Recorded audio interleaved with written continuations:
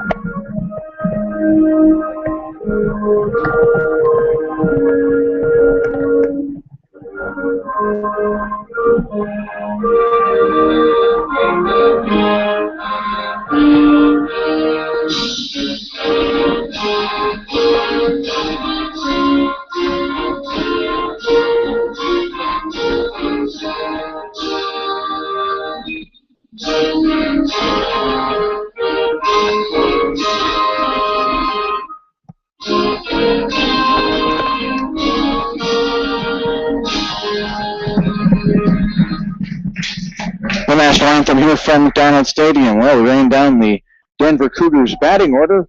Avery, what do the Broncos look like in the field tonight? In the field, starting pitching for the Cougars, Kyle Vogt. The catcher is Ryan Darrow. At first base, Evan Kaler. At second base, Jaron Donato. At third base, Matt Crispino. Starting in shortstop, Luis Carafilio. In left field, Travis Pete. Starting in center field, Hunter Brown. And capping off the defense for the Cougars in right field is Skylar Rath. For the homestanding Broncos, who are wearing the white vests with the black undershirts tonight, the outfield looks like this. Right field, Jacob Spring. Center field is Sam Lane and Clayton Dalrymple in left field. Around the infield, Trevor Azell at third, Morgan Oliver at short, Levi Parker playing second base, and Jonathan Schmitz at first base. Catching tonight, it's Cameron Knight, and on the mound, number 21, Jeremy McGowan. McGowan from Troy University, 6'3", 220-pound right-hander. He'll be a junior next fall, and his hometown is Esto, Florida. We've seen McGowan as a DH for the first couple of games for El Dorado, and now tonight he'll toe the mound and see if he can give the Broncos a good start. The starters haven't had as much luck, but the El Dorado relievers have really done a nice job Friday night against Hayesville and last night against Denver. So let's get things going here. Hunter Brown will lead it off for Denver, followed by Donato and Kaler. Brown batted ninth last night, moves up to the leadoff spot here tonight. The first pitch from McGowan is right in there for a strike. First pitch right at 7 o'clock here. Beautiful sunshine shining down, as you can see on our video stream. Strike two as Brown fouls one off into the net. Brown last night 2 for 4. A couple of singles, struck out in the ninth inning. What a great close last night we saw from Chase Golzo as he struck out the side in the ninth inning. 5 of the last 6 batters for Denver last night went down swinging. 1 ball and 2 strikes. McGowan dealing to Brown, and the pitch is tapped towards third. Azell makes the stab, fires one over to first. What a play! Got him out by a step.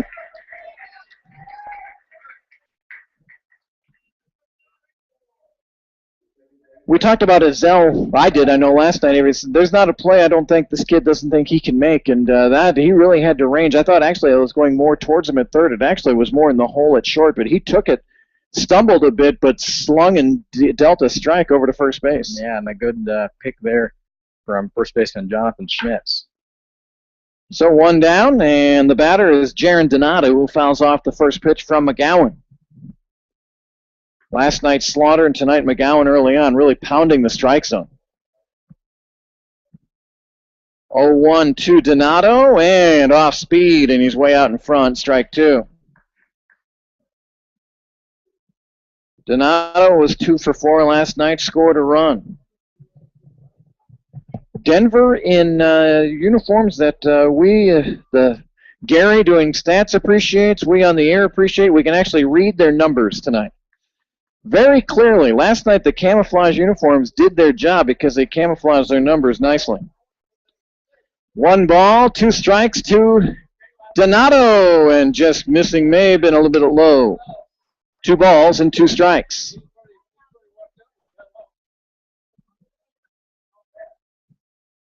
Knight with the signal. McGowan will wind and deal. The 2-2. Hit to third. Azell, much easier time here. A couple of steps. Fires a strike to Schmitz, and it's 2 down.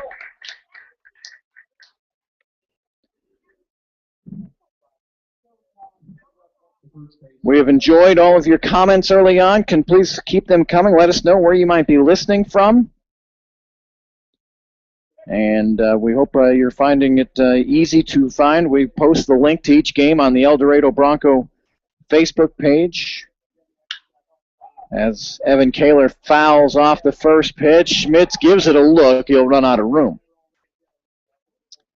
Go to youtube.com, search Kurt Caden with 2 C's, Curtcaden, and just subscribe to the channel. It's totally free, and you can watch that way. We have the link, like I said, on the El Dorado Bronco Facebook page each game.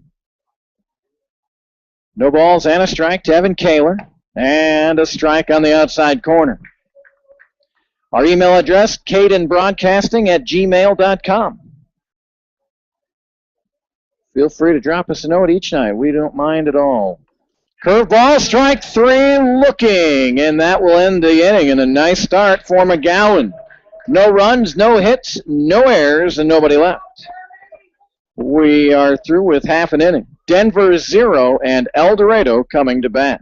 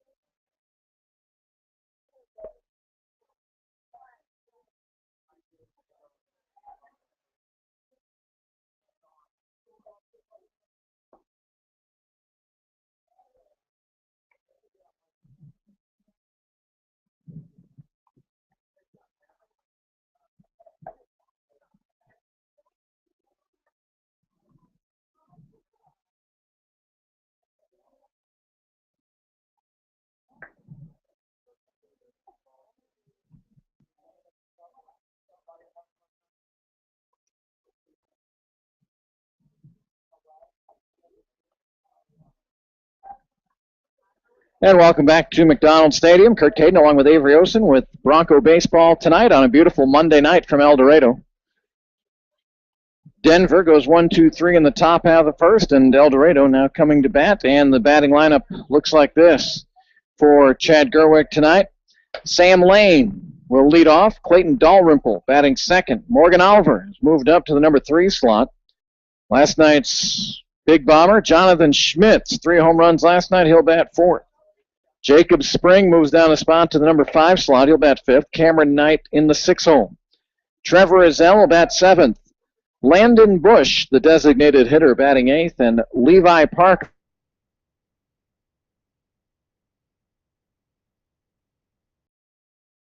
Kid, it's Kyle Vogt. We saw Kyle Macy last night, also an El Dorado kid, and his time back home wasn't as pleasant. He served up 2 home runs to the Broncos in the bottom of the 8th inning, giving Chase Gulzo a little insurance as they went to the top of the 9th. First pitch swinging and a pop out to right field by Sam Lane. 1 down, and that'll bring up Clayton Dalrymple.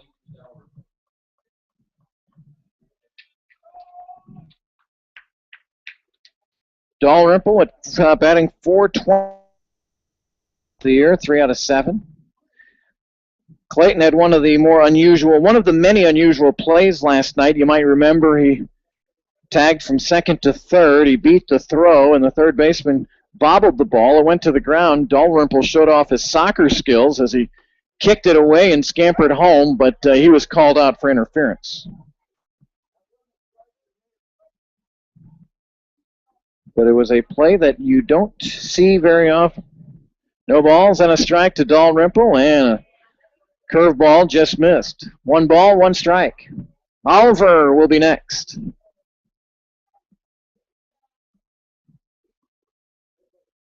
Vogt takes a look in. Here comes the pitch, and it's outside, 2-1.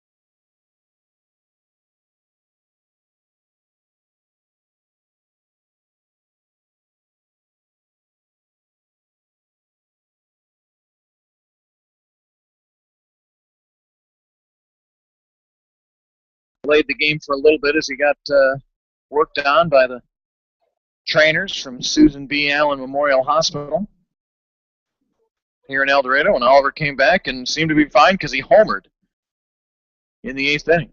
He was 3 for 4 last night, a triple shy of the cycle. With Dalrymple at second, Oliver looks at ball 1. We'll see what the Denver defense. Last night, boy, their second baseman, Dorado, paid a lot of attention to the runners, and there was a big hole between first and second, and it appears that the Cougars will play it the same way again here tonight. Vogt to look at second, and he'll come home with the pitch inside, and it's a ball. 2 balls and no strikes to Morgan Oliver. Garrett Smith last night, who pitched pretty well for Denver, started off the same way, got behind a lot of hitters, but worked his way out of trouble. Oliver will call time. 2 balls, no strikes. We're in the bottom of the 1st inning, no score. Clayton Dalrymple for the Broncos stands at second base. And now the shortstop and the second baseman both pinching in. Oliver's got a lot of space here. And he'll take advantage of that hole at second base. Squirted it right on through. Dalrymple will score easily, and Morgan Oliver continues to swing a very warm bat. A 1-0 lead for El Dorado.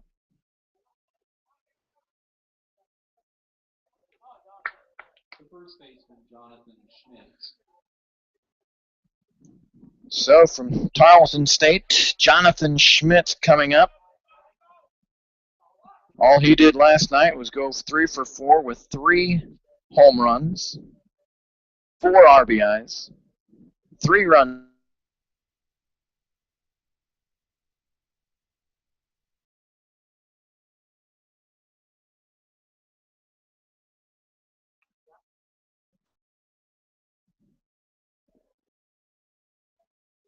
One zero Broncos. Spring would be next. 1 down in the bottom of the 1st. Vogt to the belt. Modest lead from Oliver, and the pitch. Oliver goes. Schmitz takes the ball. Oliver's in with a steal.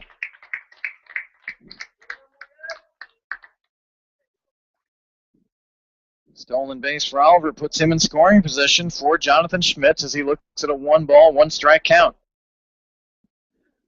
Nice crowd filing in here to beautiful McDonald Stadium.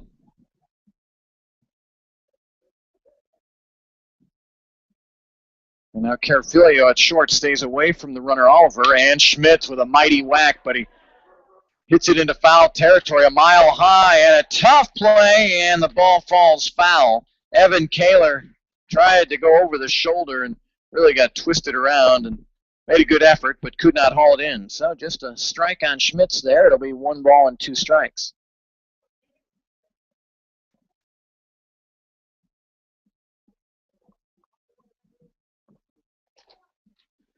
Schmitz, the leading hitter on the squad, 4 out of 7, batting .571.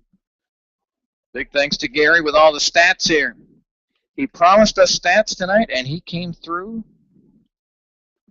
Didn't even have to heckle him. The pitch, and Schmitz will wave at it and strike out. Might have taken a little off there, did Vogt.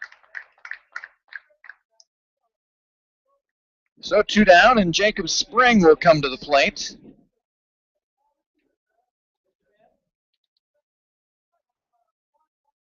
Spring from Shawnee, Oklahoma, plays his ball at Coffeyville. 2 down. Oliver down at second base, and Spring fouls one straight back and out of play.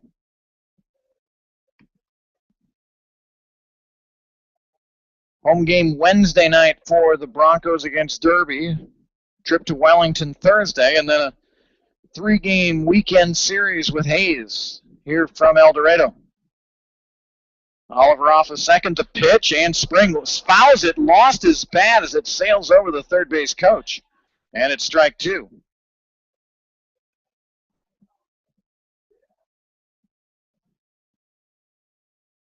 So Jacob Spring will try to get some stick there at the end of his bat. All home games we broadcast here. Ava and I did some hunting, and for those of you wondering about watching tomorrow night's game, it looks like Hayesville does the same thing that we do with using YouTube. Just search Hayesville Aviators tomorrow. Now, we didn't notice any audio, but there is video of the game. And maybe they'll have some broadcasters, I don't know. Spraying, bounces one to shortstop. Carafilio with it, fires to first base, and records the out. 1 run, 2 hits, no errors, and a man left. We're through with 1 from El Dorado. Broncos 1, Cougars 0.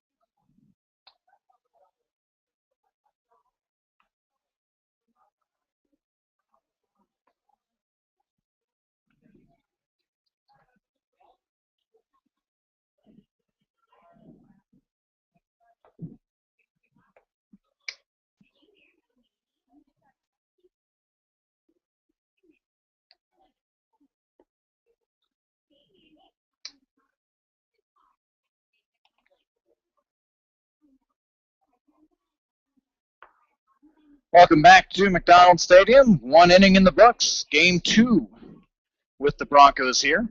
Or in the Broncos and the Cougars, I should say. El Dorado winning last night 8-5, and they lead 1-0. For Denver to lead off the top half of the second inning is the third baseman, Mac Crispino. Mac was out in left field last night and watched home run balls sailing over his head from Schmitz and Oliver. Left-handed batter is Crispino. First pitch from McGowan goes through Cameron Knight for a ball.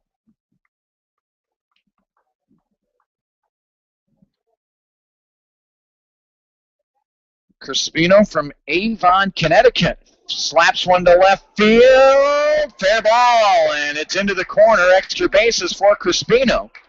Dalrymple fields it, gets it into Oliver, and it's a leadoff double for Mac Crispino.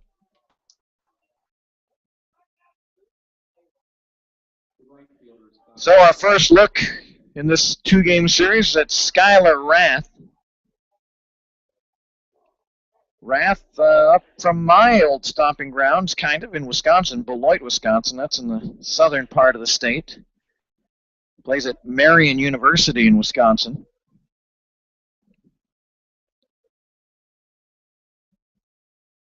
Much of Wisconsin really suffered through a very harsh winter, so I'm sure he was glad to head on south, although the weather's much better now up north. But a lot of teams had to rescheduled games due to snow and rain. McGowan deals, and Rath slaps it into the net, foul ball.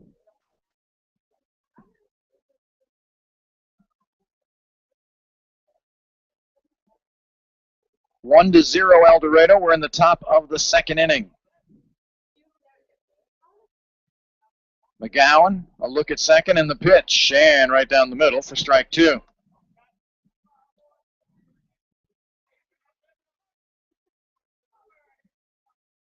So way ahead is Jeremy McGowan here. No balls and 2 strikes. The lanky right-hander looks in. He'll come set. Crispino, a couple of stabs to third base, and strike 3. The out will be recorded at first base, and 1 away.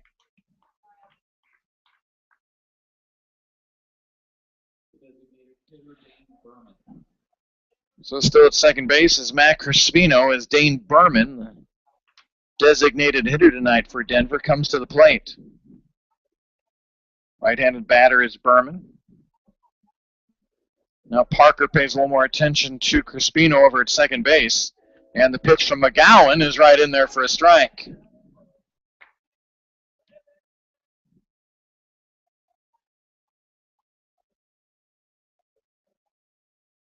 No balls and a strike to Berman. McGowan fires one in. Curveball just missed. Pretty good pitch from McGowan.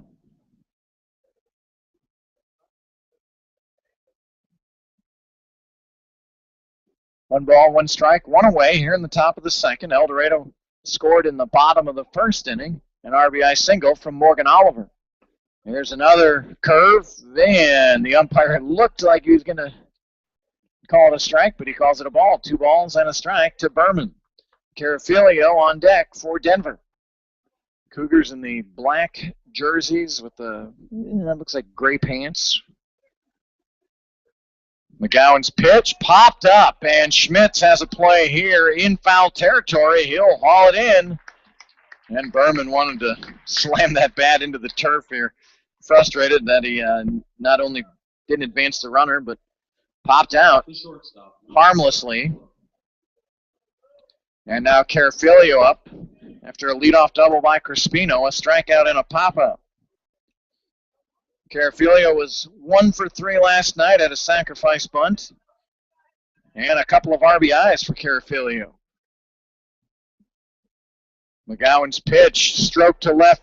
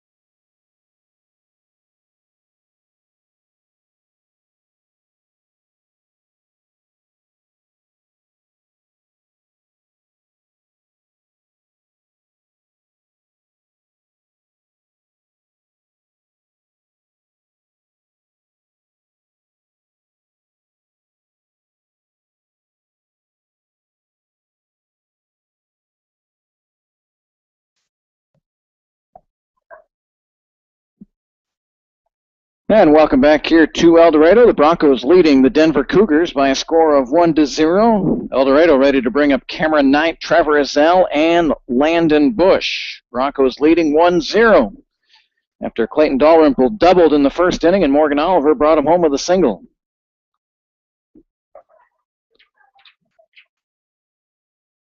Oliver now, I believe that's 7 RBIs this year.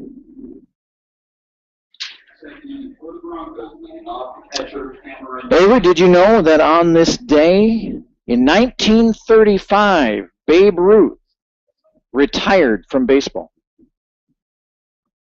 That was a long time ago for him to not only, like, I was expecting first game, first at bat, first home run. No, he retired in 1935. First pitch to Cameron Knight, and it's one of those, the kind of hit batters that you like. It just kind of grazed the jersey by his shoulder. And so he'll trot down to first base. Ruth he was 40 years old when he retired. He wanted to retire 3 weeks sooner, but the team owner persuaded him to continue to play because Boston hadn't played in every National League park. He'd gone back to Boston to finish out his career. First pitch to Trevor Ezell is a ball.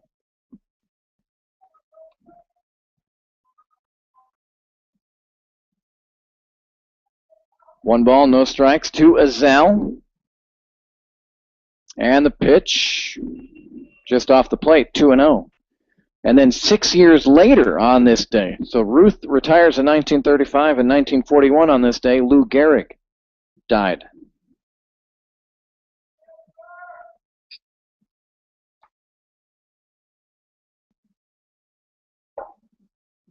The ball 2 delivery is outside, and ball 3.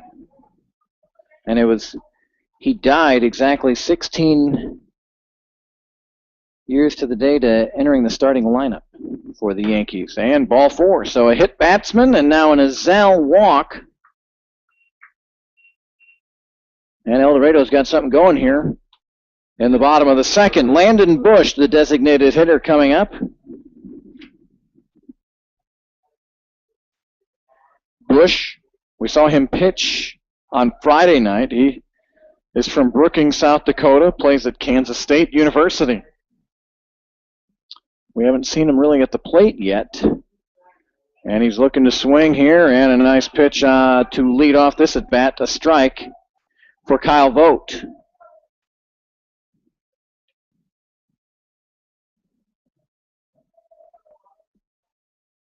No balls and a strike to Bush. First and second, no out. And strike 2. Vogt went inside on the first strike, goes more towards the outside of the plate on the second strike. No balls and 2 strikes for the left-handed hitting Landon Bush. Levi Parker waits to come to the plate, and the pitch to Bush is bounced. Nice job there by Ryan Darrow to keep that ball in front. 1 ball and 2 strikes. Knight down at second as he was grazed by a pitch, and Trevor Azell walked. Bush at the plate, down in the count 1-2. The pitch is popped up deep right center field. I thought that really had some carry to it, all the way to the warning track. Caught out there by Brown. Tagging to third is Knight, and Azell stays at first base. So Bush really got a lot more on that than off the bat. I didn't think it was going to travel that far. So Levi Parker, who's been leadoff and the number 2 batter, now batting number 9 for El Dorado. But, Avery, the number 9 spot has been pretty good. It was good for Morgan Oliver. Let's see if it gets Levi going here for El Dorado. First and third, 1 away. Azell leaning off of first base. He'll stay there. The pitch is hit over second base for an RBI single for Parker. Azell will try to go first to third. He crashes into the shortstop. He is going to, he got there anyway. He was going to be awarded third base. And so Levi Parker comes through with a 1-out RBI single, and that'll turn the lineup over to Sam Lane. Like you said, number 9 hole appears to be a good spot to be if you're a Bronco. Morgan Oliver doing good work there last night and Friday night, and now Levi Parker steps right in and an RBI single for him. Levi was just 2 for 9 coming into this game, and gets a hit, gets his average up to 300. And now Sam Lane at the dish. Runners again at first and third. Parker stealing, and they'll throw down, but he's got it stolen. So 2 runners in scoring position now for Sam Lane. 1 down in the bottom of the second inning. El Dorado leading 2-0. Sam Lane flew out to right field to lead off the game. Right-handed batter Lane, and he'll poke one over to first base, and that will score the runner from third base, Azell. Lane is retired 3 unassisted, but an RBI for Sam Lane. Advancing to third is Levi Parker. And now Clayton Dalrymple, who doubled last inning, will look to drive in Levi Parker. 3-0 El Dorado. Vogt's pitch is right in there for a strike. We saw the Broncos guilty of this, but they were able to get out of trouble last night. Avery, when you start off an inning with a hit batsman and then a walk, 2 men getting on, really doing nothing, it can hurt. And both those 2 players, Knight and Azell, have come around to score for El Dorado. Here's the 1-0 pitch. Dalrymple hits it in the hole, a base hit, and that will score Parker. And the Bronco lead swells to 4-0 Bronx. Dalrymple 2 for 2 tonight with a double and a single to start off this game. Scored a run. He's got an RBI. Not a bad way to start out the night. And here comes Morgan Oliver, who's been white hot for El Dorado. He singled and drove in Dalrymple back in the first inning. The Broncos leading here 4-0. Scored 1 in the first. They've tacked on 3 here in the second against El Dorado native Kyle Vogt, and mentioned the other El Dorado native Kyle Macy didn't have much luck last night, serving up 2 home run balls in the 8th inning, and now Vogt not having much luck. You know, those guys came in here hoping to pitch well back home, and they play for Denver in the summer, and here they are, a chance to play on their home field. Their hometown field, I guess they would be.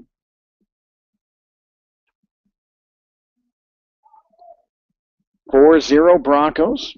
Sun hides behind some clouds. Makes it a little easier to read the scoreboard out and right in center field. Here's the pitch from Vogt, and that is in there for a strike. Morgan Oliver plays his college ball at Central Michigan. He's from Solana Beach, California. And the pitch outside, it's a ball, and stealing easily is Dalrymple. And so there's another runner in scoring position, and Morgan Oliver's eyes usually get a little bigger when he sees guys out in scoring position, Avery. He's come through early on here time and time again. He does, and I think if you're any opponent against the Broncos,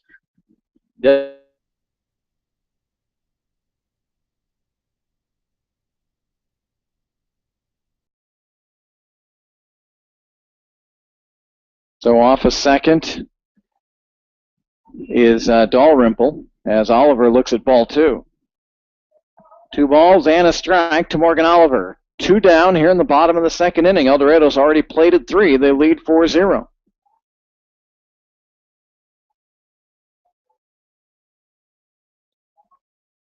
And you think, if we maybe just put Oliver on, well, then you got hard-hitting Jonathan Schmitz right behind Oliver. It's a lethal 3-4 combo here, and with Dalrymple, really the 2, 3, 4 hitters as hot as he can be to start off the season. Oliver swings and misses, and it's 2 balls and 2 strikes. 2 away, 1 on, and 3 in.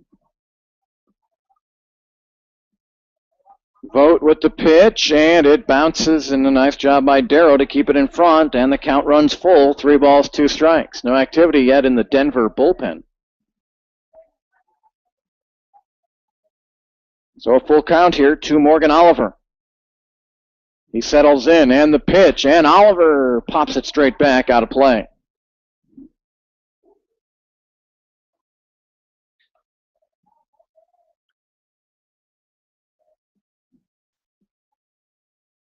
Oliver gets ready. Vogt with a long look in. Now he's ready. 3-2 to Morgan Oliver. The pitch, and Oliver underneath that one.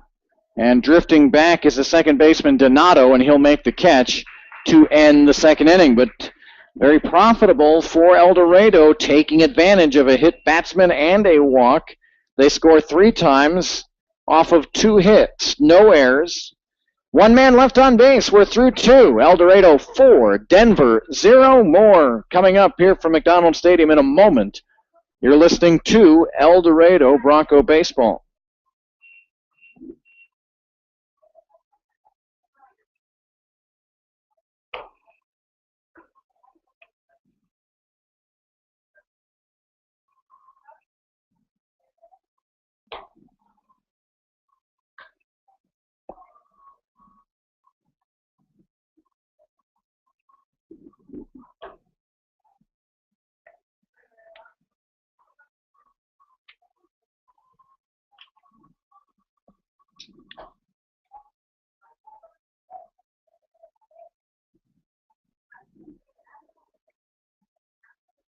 And welcome back to El Dorado. It's been all Broncos, 4 runs on 4 hits through 2 innings. Denver, no runs on just 1 hit, and that was a leadoff double from Matt Crispino in the second inning.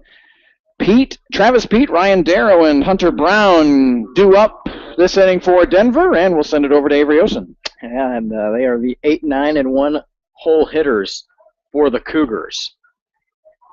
As McGowan winds and delivers, and he'll throw a first pitch strike here in the top of the third inning. 4-0 Broncos. Next pitch from him is tapped on the left side for strike number 2. Pete 1 for 4 last night with a single and ended up scoring a run in the 6th inning last night. Next pitch from McGowan, just a little low, called for ball 1.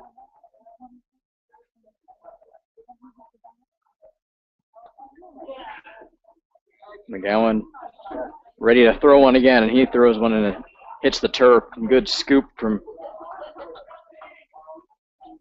catcher Knight there, and it evens up the count at 2-2. Bouncing ball to second baseman Parker. He'll top 1. The catcher Ryan Darrow. Ryan Darrow up now, who was the catcher for the Cougars. He did not play in yesterday's game, in the first game of this doubleheader. First pitch from McGowan is low and inside for ball 1. 1-0 pitch from McGowan is a called strike. It's the inside corner call to even up the count at 1-1. McGowan shakes his head at the signal, and he'll throw one in for a swinging strike to get ahead of the batter at 1-2.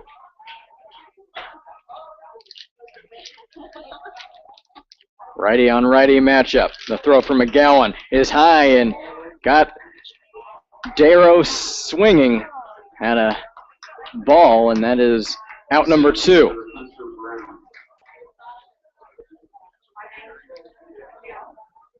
McGowan's third strikeout of this game. 3 of 8 outs via the K. Now up to the top of their lineup in Hunter Brown. He swings at strike 1.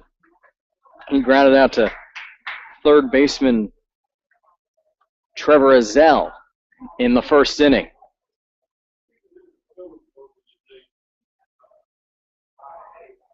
Oh, 1 pitch for McGowan is swung on and hit in between the third baseman and shortstop for a single, and Hunter Brown will stay there. Second baseman Jaron Donato. So a man on with 1 out, with 2 outs here, and Jaron Donato.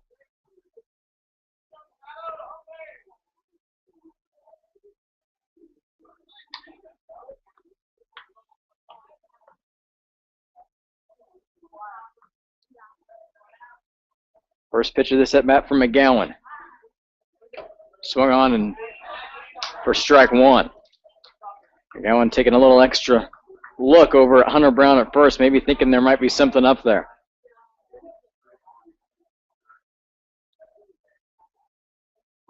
Donato also grounded out to Trevor Azell at third base in the first inning. Shows bunt, pulls it back for ball 1.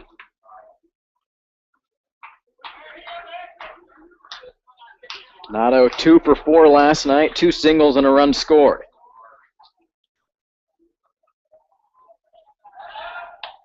And McGowan will throw one back over to Schmitz at first, not in time.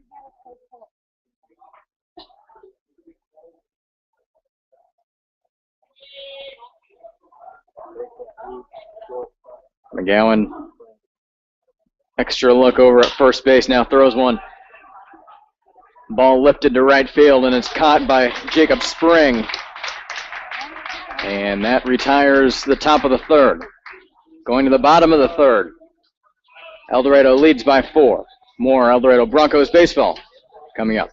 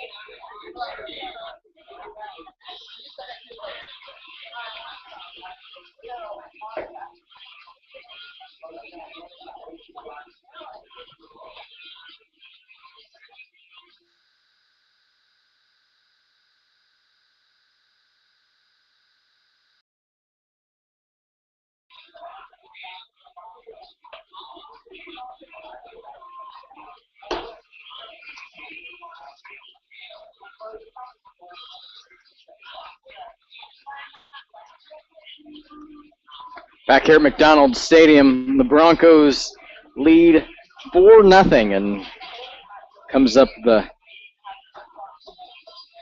first baseman Jonathan Schmitz, who you rarely see a hat trick in home runs in a baseball game, and he had one last night. 3 home run game from him.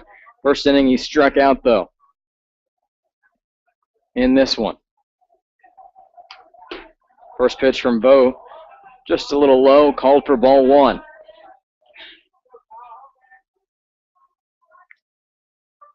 Schmidt puts his hands up. Now he's ready to go. Pitch from Vogt. Misses on the outside corner for ball 2. Last thing you want to do is get behind a confident hitter. If you're a pitcher, Kyle Vogt has done so. 2-0 pitch. Gets the call down to the lower half of the strike zone for strike 1.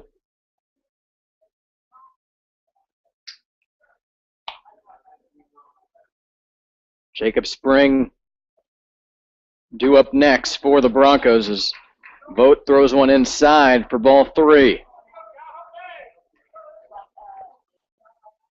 3-1 to first baseman Jonathan Schmitz. 3-1 pitch. Hit him between between third and the shortstop. A great throw from Carafilio. And that'll get Jonathan Schmitz out. He's not one of the fastest runners for the Broncos, but still a very impressive play from Carafilio as he left his feet and made a very accurate throw to first baseman Evan Kaler. Now up for the Broncos, right fielder Jacob Spring. Grounded out to the shortstop in the first inning to record the final out in that inning.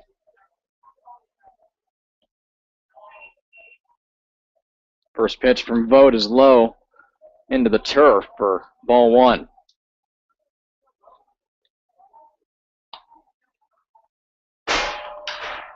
As Spring fouls one on the right side, and it'll land right in the Cougars bullpen as they have Chad Morin from Clarksville University warming up.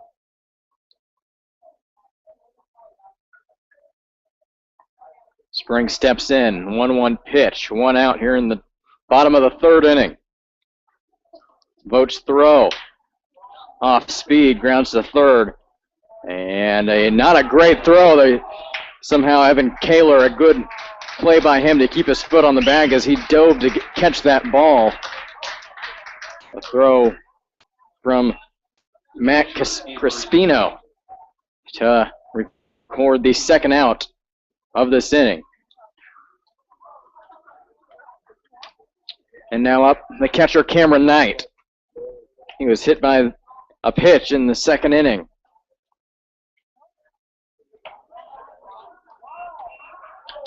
Changeup from Kyle Vogt. Looked like a pretty good pitch. Called for ball 1, though. 2 outs here in the bottom of the third. Knight swings on and misses to even out the count at 1-1.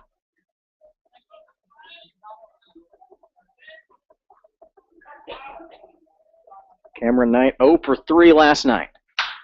His swing is over to Crispino at third. Not a great throw again to Evan Kaler. He keeps his foot on the bag, though.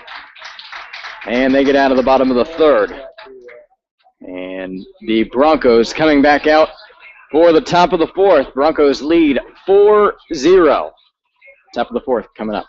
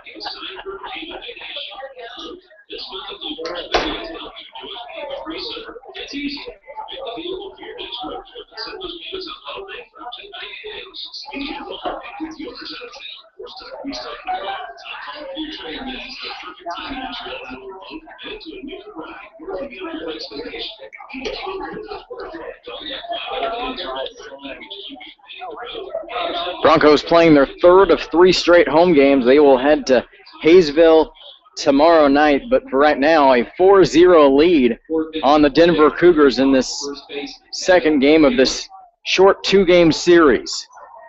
Stepping up to the plate for the Cougars, Evan Kaler, first baseman. Had some pretty good plays over at first in the bottom of the third. First pitch from McGowan is low for ball 1.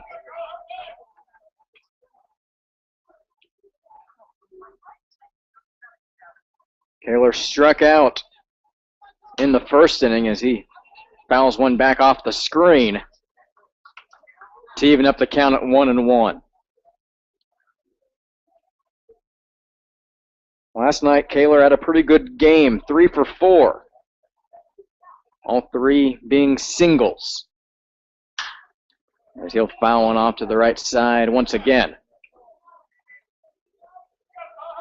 McGowan jumps ahead at 1-2.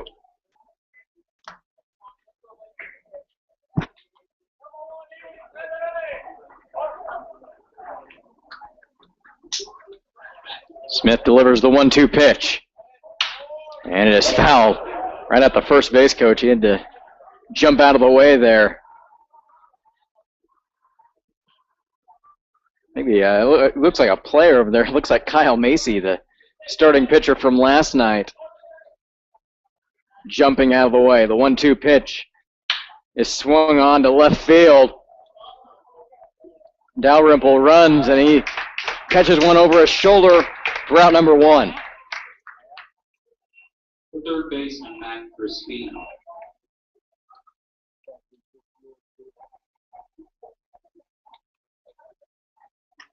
Matt Crispino now up. He had a double in the first inning.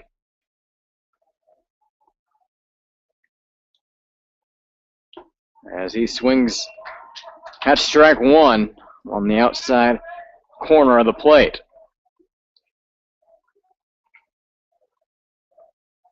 Crispino, the third baseman. Next pitch from McGowan, just in there for strike 2. 0-2 to Crispino. Left-handed batter. Takes one inside for ball 1.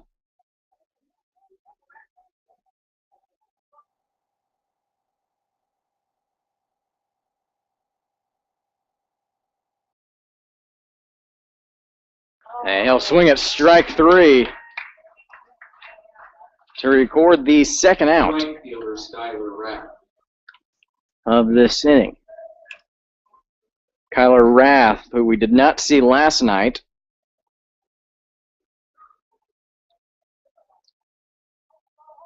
struck out in the second inning.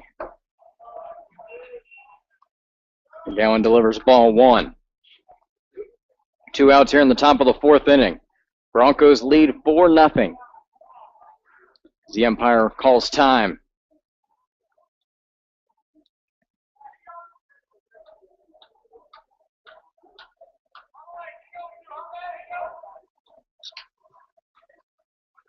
1-0 pitch from McGowan is right on the outside corner for strike one.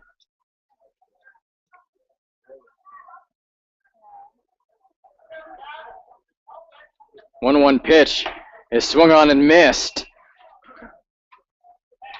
Blew one right past Rath there. 1-2.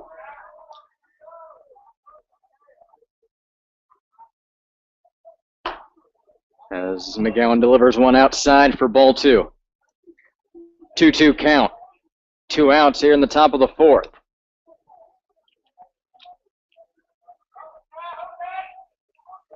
Two pitch is high for ball three.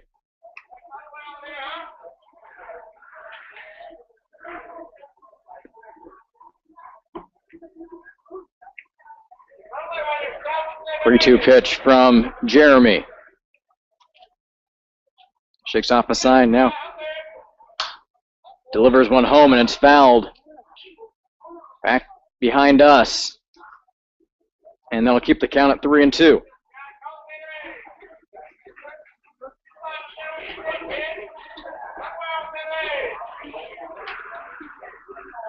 Three-two pitch is high for ball four. That'll put base runner on with 2 outs. The designated hitter, Dane Berman. So for the second straight inning, Cougars have a man on with 2 outs.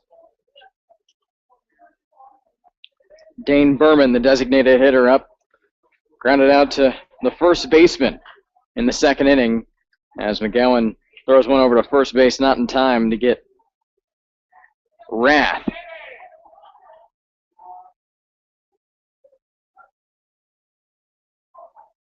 McGowan fires one home, and it is low. McGowan, when there's a base runner on, when he's coming out of the stretch, kind of would be a pitcher that kind of looks like Craig Kimbrell a little bit. Kind of lets his arm hang, and then once he's ready to go, puts his hand in the mitt, and here he goes. Another ball, just a little low. 2-0 to Berman.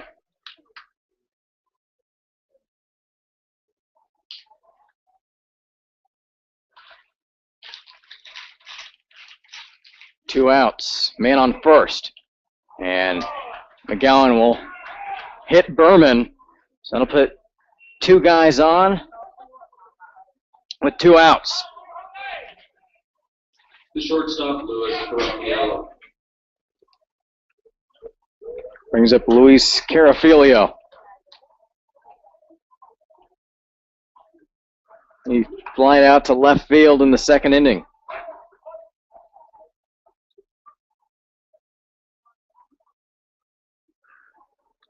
First and second, 2 out here in the top of the fourth. 4-0 Broncos. Pitch from McGowan is a good one and in for strike one.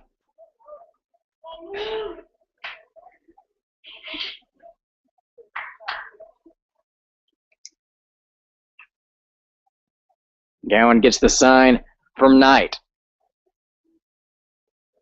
Throws one home into Tapper to the third baseman, Azell, and he makes a good throw over to Schmitz, and that will do it here in the top of the fourth. Broncos escape some potential damage late in that inning, and that'll keep the score at 4-0. Bottom of the fourth between the Broncos and Cougars coming up.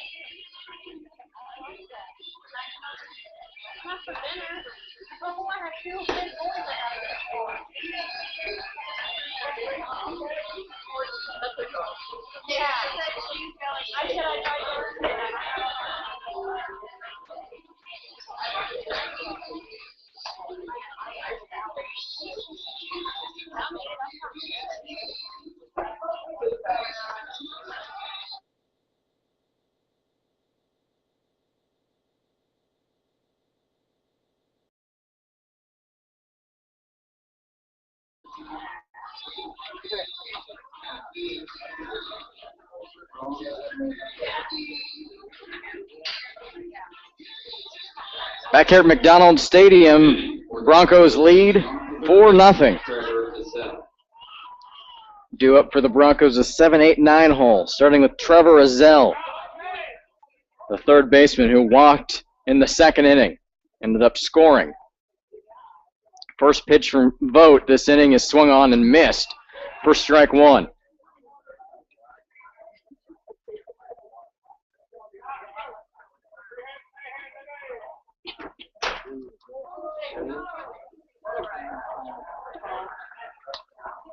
Oh, 0-1 pitch from Kyle Vogt.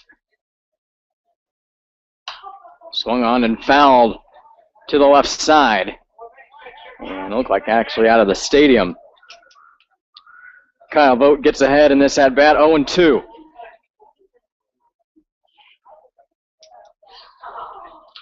Next pitch from him skips in front of Trevor Azell, and that'll be ball one.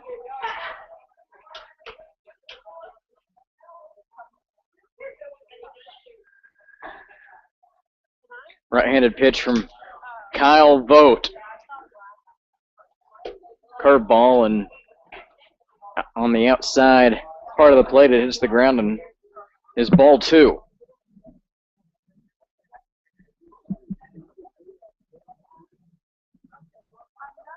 Two-two pitch. Swung by Azell, and it is fouled off the left side. And will keep the count at 2-2.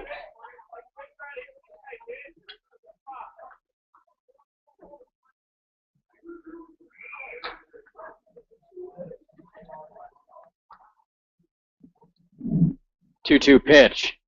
Swung on right between first and second baseman. A good diving stop from Donato, and he'll throw out Trevor Azell at first base for out number one. The designated hitter, Landon Bush. Now coming up to the plate, number 22, Landon Bush, designated hitter. He was flied out to the center fielder back in the second inning. Did not play in last night's game. First pitch from Vogt is a little low for ball one.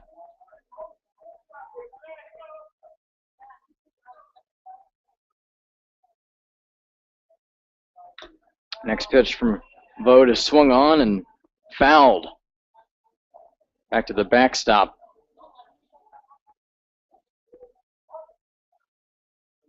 One ball, one strike. Next pitch, a curveball. Bush a little bit ahead of that one and fouls it off to make the count 1-2.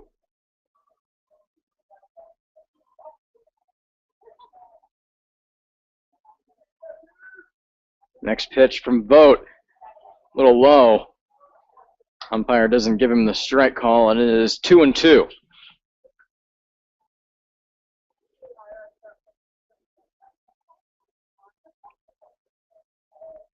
Next pitch from him, right on the outside corner. Call the ball is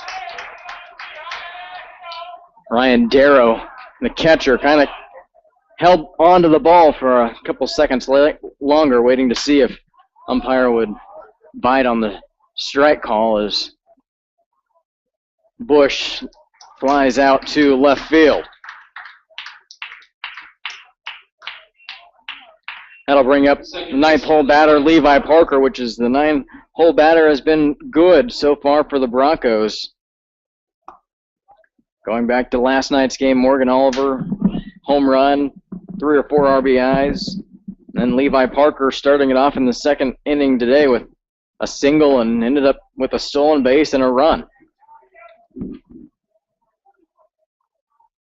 First pitch from Vogt is a ball. And it is 1-0.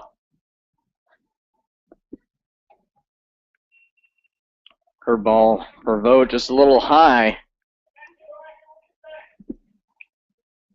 Ball 2, 2-0.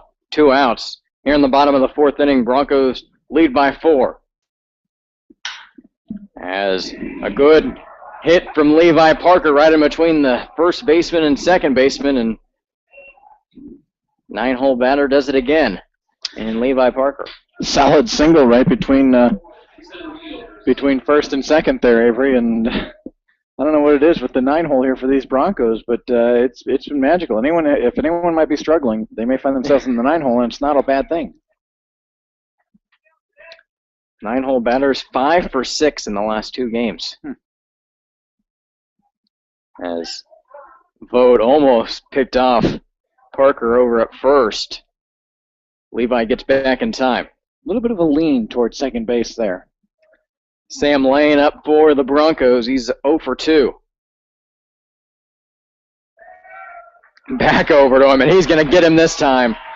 Looked like Levi was, like Kurt said, leaning a little bit on both of those throws, and that time they got him.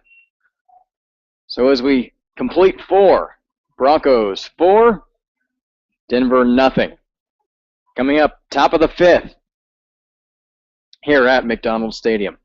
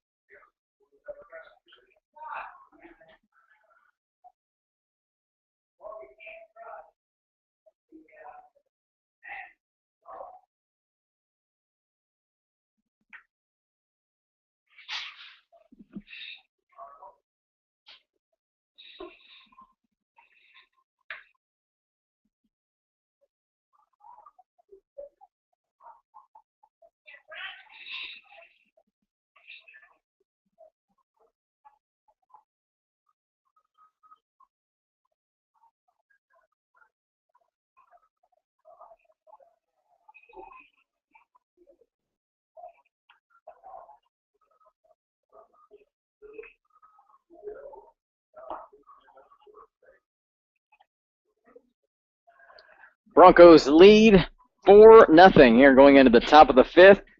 And the 8, 9, and 1-hole batters coming up for the Cougars, and also coming up, Kirk Hayden. I feel like that's where we traded off in the 3rd. It was the 8, 9, 1. Yeah, it was coming up, and here we are trading off here for the 5th.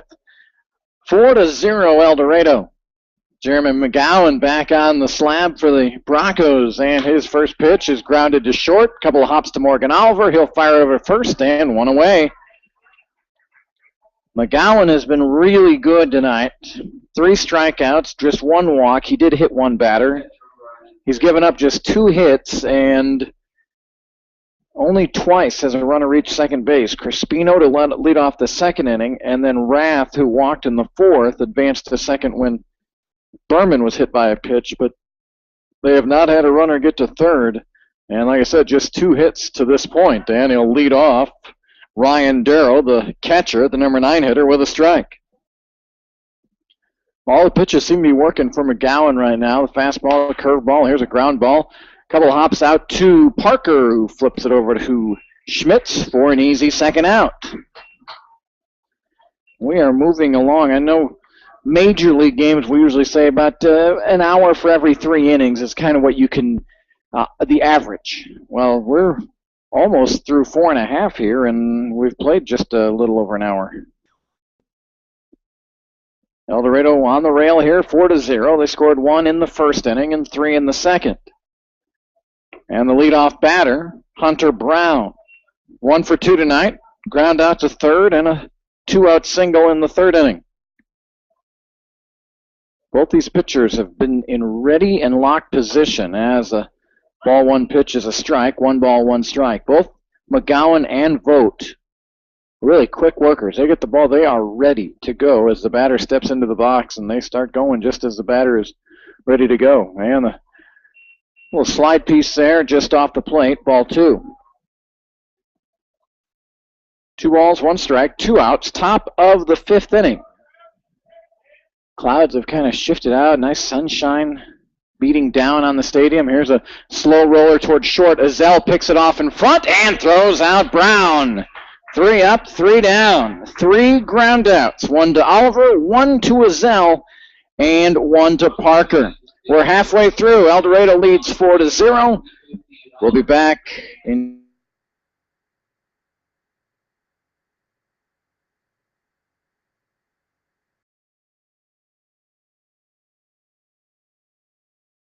and a chance to win. You can win if you don't pay. 50-50, your El Dorado Broncos again. 3 chances for $1, 10 chances for 2.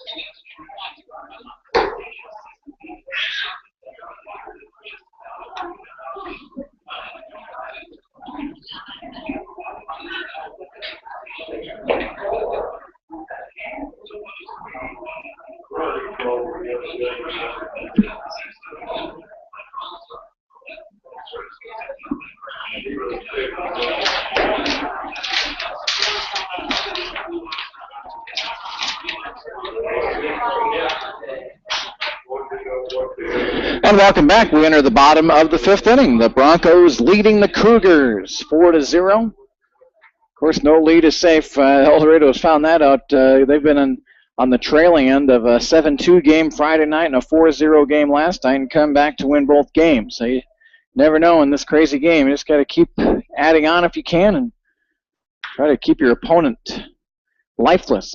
First pitch swinging and an out as Sam Lane grounds out to the third. Well, that was the third, wasn't it? Yep. Yeah, so I didn't think the shortstop jumped up there.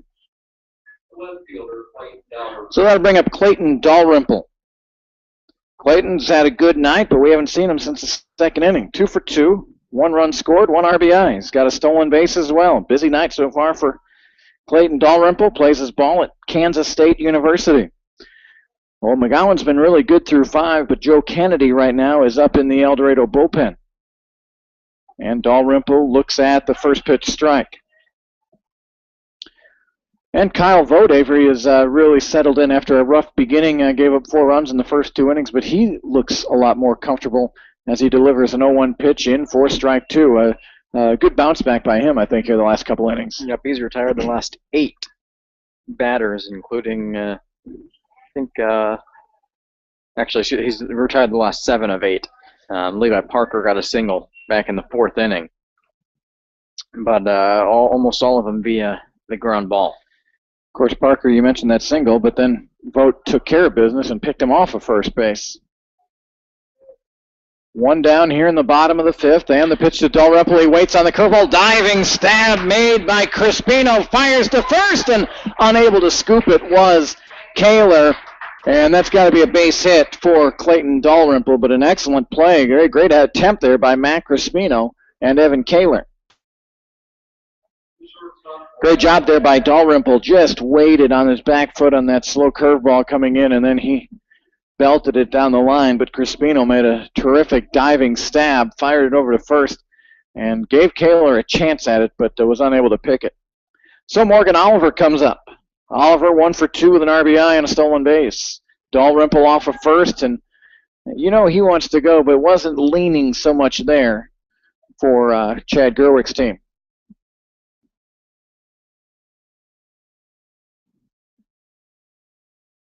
Oliver waits, and the pitch, and he'll foul it off. Is it going to stay in play? Kaler gives it a look, but he'll never catch it. No balls and a strike.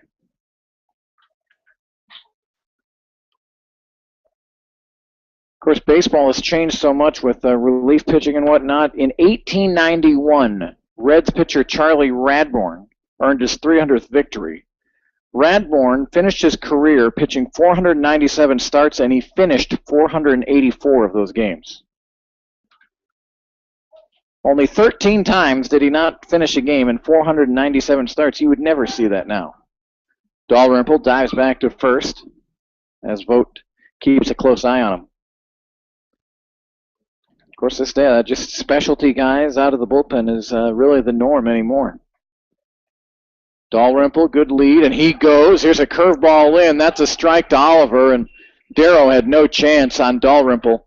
And that makes the count 0-2, but Clayton's down in scoring position with 1 away. You know, I don't think stolen bases are that easy, are they? Dalrymple just makes it look easy. He gets great jumps, and I think the last his two stolen bases today have been standing up. And it helps when you, I mean, I know they're going to be running a curveball, though, is a tough pitch for the catcher to throw him out. Nice job by Dalrymple. You're right, though, an excellent jump he got there. He's ahead of Oliver, 0-2. Vote the pitch, and Oliver will strike out swinging. 2 away, and that'll bring up Jonathan Schmitz. Schmitz, strikeout and a ground out to short on a spectacular play by Carafilio, who in the hole jumped in the air and made a terrific throw over to first base to retire Schmitz back in the 3rd inning.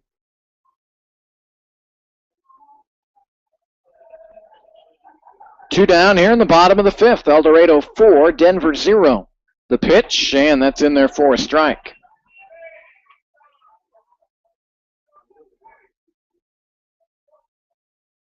You've heard of Brooks Robinson? I'm testing my young man. Played for the Orioles. He's a Hall of Famer. 0-1 pitch here to Schmitz. And it's grounded to third. Tough hop. Nice play by Crispino. Over to first and makes the play. So for the Broncos, no runs, 1 hit, no errors, and 1 man left on base. Mentioning Brooks Robinson, played for the Baltimore Orioles, played third base, one of the best defensive third basemen in baseball. In 1958, he hit into a triple play, which doesn't sound that unusual, but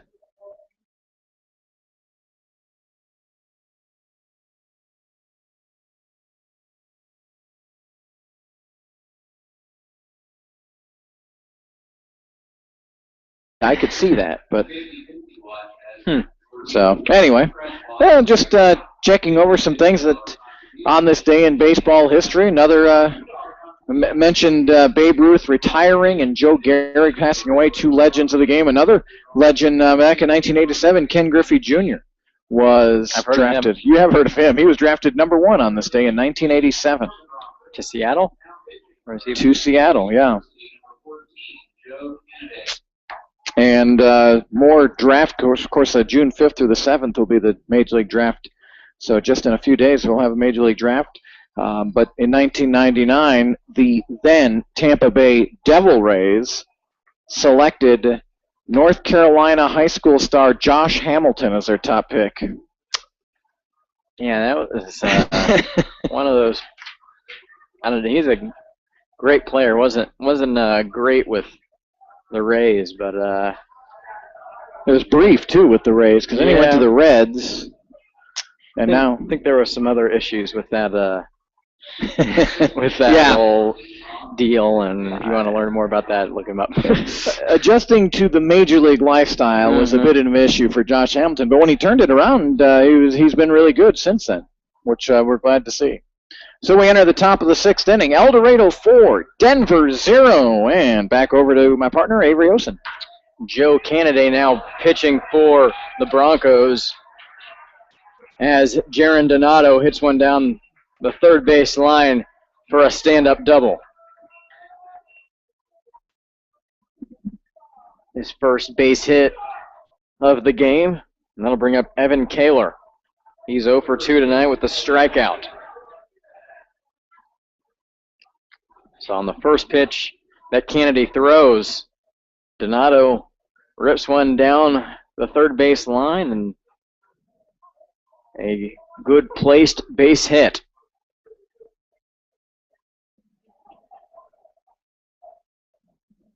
As Cameron Knight, catcher for the Broncos, goes and just talks to Kennedy, just making sure he's on here with guy on second base, no out. Kennedy, who's been lights out here in the first 2 games for the Knights. He'll deliver ball 1 on the outside corner of the plate. And Kaler is ahead here early in that bat at 1-0. Kennedy's next pitch swung on to Parker. He'll make a good throw over to Schmitz at first base, but that'll advance the runner to third. with Matt Crispino. Avery wanted to throw the line out. A terrific effort by Jeremy McGowan. He goes 5 innings tonight, gave up just 2 hits, no runs, 4 strikeouts, 1 walk, and 1 hit batter on the night. And he's eligible for, he's in line for the victory if El Dorado can pull this out tonight. And after the Broncos hadn't seen 2 great starts in the first 2 games, for him to come out here and throw out 5 innings of shutout ball, kudos to him for that. Only giving up 2 hits. 7, and mentioned the 4 strikeouts. 7 of the next 11 outs were via the ground ball. And when you keep it on the ground here on the turf infield, certainly you got to like your chances. And saw some sparkling plays, but a lot of routine plays by the El Dorado infield. Yep, just good plays from the infield. 2-0 count. And another ball to Parker in second base. Not a great throw. And Crispino is safe.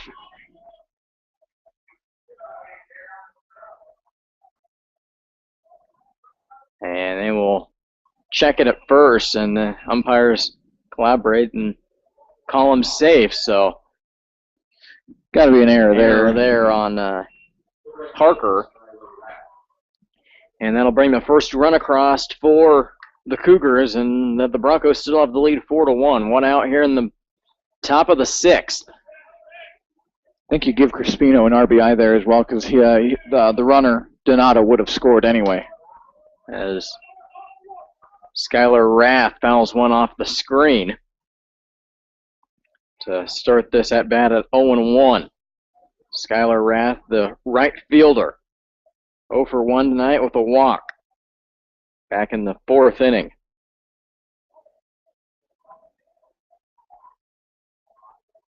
Oh, 1 pitch from Kennedy, swung on and fouled outside the stadium. Avery, the first run we've seen Kennedy give up. This is the 3rd straight outing we've seen from Joe Kennedy, and the first run he's given up. 0-2 pitch. And actually, Kennedy will check the runner at first as Crispino gets back in time. 1 out here in the top of the 6th. Crispino on first. 0-2 count. Kennedy's pitch is fouled off as Rath has been a little early on this at bat. 3 foul balls opposite field.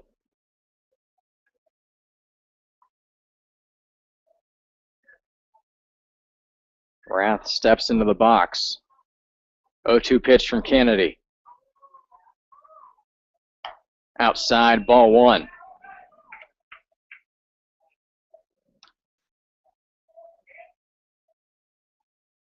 Broncos lead 4-1. Next pitch is hit onto the right side, over Spring's head, off the wall. And they will actually get him out at second. A great relay throw from Parker, the second baseman. And that's a big out there. Instead of maybe even if Rath would have stayed at first and third 1 out, they'll trade that base runner for an out. Will the Broncos, and now it is 2 outs. And Crispino standing on third base as Dane Berman steps up to the plate, the designated hitter. Great relay there by Parker, and a good throw from Jacob Spring to get it back off the wall. Certainly Rath had to have thought as he lined that one over Spring's head to the wall that, yeah, he could reach second base. But as you said, Spring hit Parker on the fly, who quickly turned and delivered a strike to Oliver, and they had him by a couple of steps. Yeah, I figured off the wall he would have him, but a good throw from Spring and quick release from second baseman Parker to get him out at second. 1-1. 2 outs as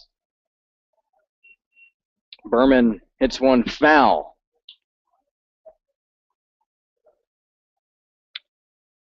Tapped it. It looked like it maybe hit him on the foot. He appears to be fine.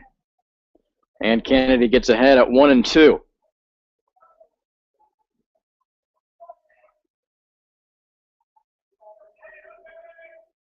1-2 pitch, 2 outs. Crispino on third. Kennedy's throw off speed and almost got Berman, but he pokes it foul. Lunging into the left-handed batter's box there, but he did not want to go down looking, so he just fought off that tough pitch. Next pitch from Kennedy, still 1-2. Swung on to the left side. And foul. And smart pitching from Kennedy. There he went way outside on the pitch before Avery, and then he comes inside on Berman, on Berman. So give him Berman credit. He had to fight off another tough pitch. Be interesting to see what Kennedy throws here. 1-2. Throws one inside and hit out to left field. Dalrymple, and he makes the easy routine catch. And they strand a man at third base. So at the end of the top of the 6th, Broncos 4, Cougars 1. More El Dorado Broncos baseball from McDonald Stadium coming up. Free chances to have the total pot, $2 contribution, 10 chances to split the pot 50-50 with your El Dorado Broncos.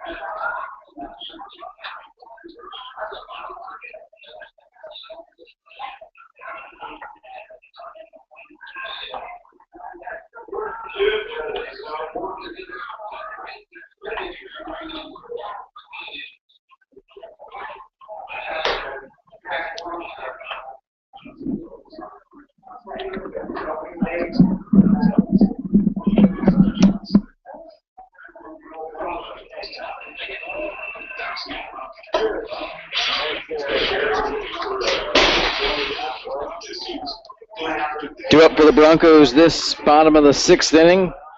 5, 6, 7 hole batters. Jacob Spring, Cameron Knight, and then Trevor Azell will follow.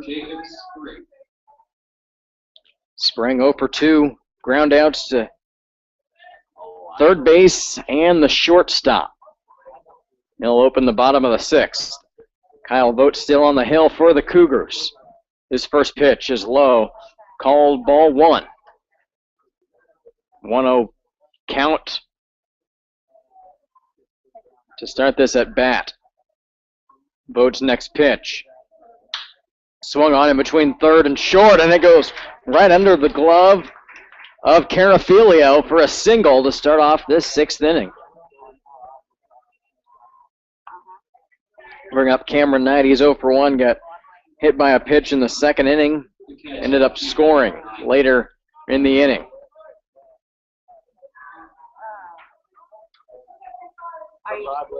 Oh, yes, you want to. Yeah. I'll forward it to me. Yeah, you'll have it. Pitch goes past catcher Darrow, and Spring was running already, so he'll get the stolen base for that on the pass ball. So the Broncos have a man in scoring position with no outs.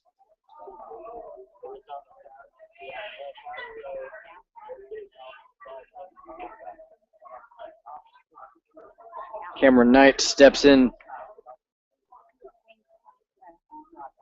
as Kyle Vogt gets the pitch from the catcher. His throw is pumped up by Knight to Carafilio, the shortstop, for out number 1. The third baseman, Trevor Azell. Now to the plate, Trevor Azell, the third baseman. He also is 0 for 1 in this game. He was walked back in the 2nd inning and also scored. As Kurt mentioned earlier, Donato really holding on the runner at second base. Not as much now, but Carafilio, the shortstop, is, which really leaves a pretty big hole in between the first and second base. as it looks like Azell calls time and the umpire grants it. 1 out here in the second and the bottom of the 6th. The guy on second. Vote's first pitch is outside for ball 1.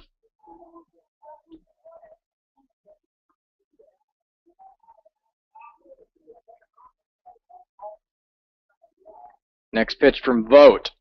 Swung on and foul.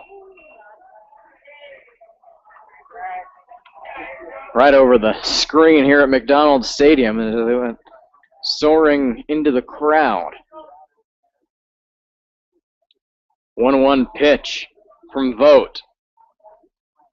Spraying on second. Kyle Vote paying a lot of attention over to Spring at second. So much time that Azell wants a time in the batter's box.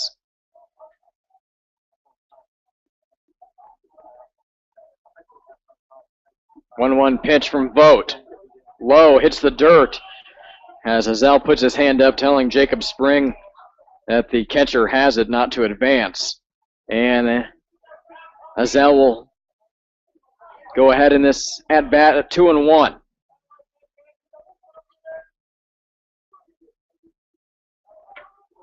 Two-one pitch is low and outside for ball 3. 3-1. 1 out here in the bottom of the 6th. Pitch is swung on, and it'll be a base hit. It'll drop right in front of the center fielder. And the Broncos make up for that run they just gave up in the top of the 6th inning. And they have a 5-1 lead.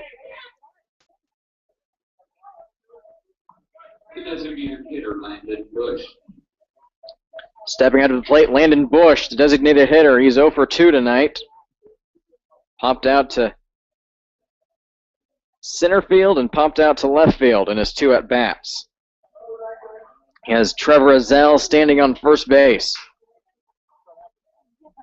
with 1 out. As Vote will throw one over to Kaler at first base, not in time to get Azell. Left-handed batter Landon Bush against right-handed pitcher Kyle Vote.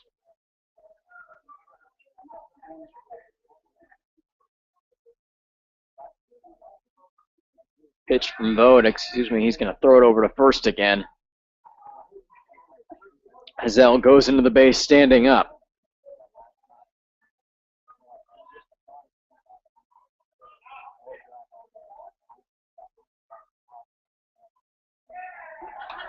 Vote back over to first. Really concerned with Trevor Azell over at first base.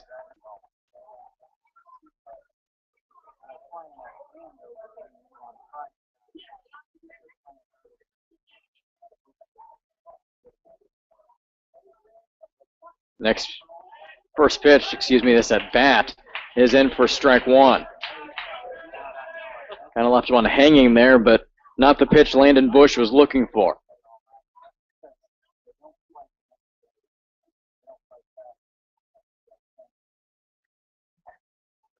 Next pitch from him, swung on to the right side, into the outfield, and the right fielder, Rath, dove, but it gets away from him. And it'll be a single, we'll call it, for Landon Bush. That'll advance Trevor Azell to second base. And now up to the plate is Levi Parker in that 9th hole. He's 2 for 2, 2 singles, a run scored, a stolen base in this game. 1 out, guys on first and second for him. First pitch to him is a good one on the outside corner for strike 1.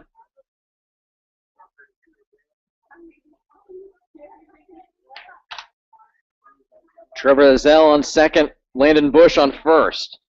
For second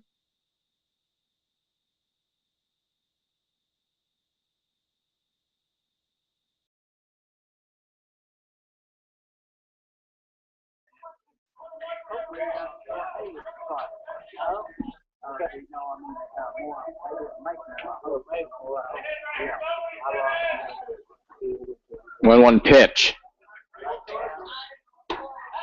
Left alone by Parker, and it'll hit the outside corner for strike 2.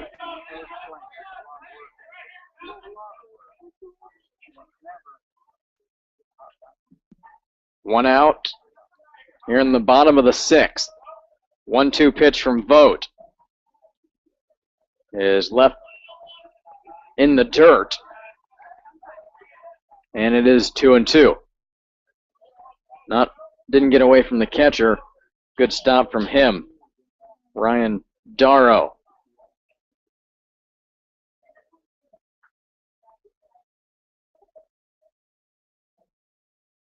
Vogt's 2-2 delivery is chopped to the pitcher, and it takes a bounce on the grass, and it was going to stay fair. Once it hit that part on the grass, it rolled foul, took a big bounce. So we'll do it again at 2-2. A little uneven part there, as it looked like about one more bounce and Vogt would have picked it up, but it rolls foul. 5-1 Broncos, bottom of the 6th. 2-2 pitch to Levi Parker. Guys on first and second. Time is called as Vogt did not take his eyes off of Trevor Ezell, who was dancing on second base.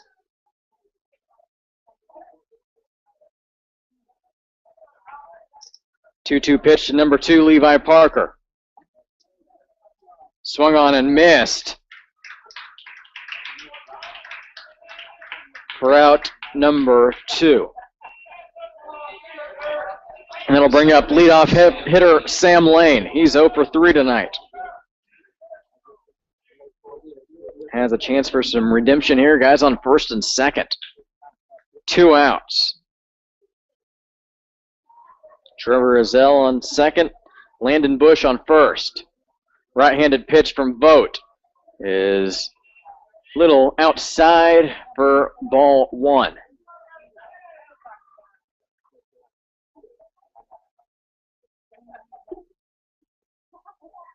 One-oh pitch from Kyle Vogt is upstairs for ball 2. On deck, Clayton Dalrymple. He's 3 for 3 tonight. 2 stolen bases and a run scored. Awaiting his at bat as Vogt throws a changeup and a little too far inside as Sam Lane way ahead here, 3-0.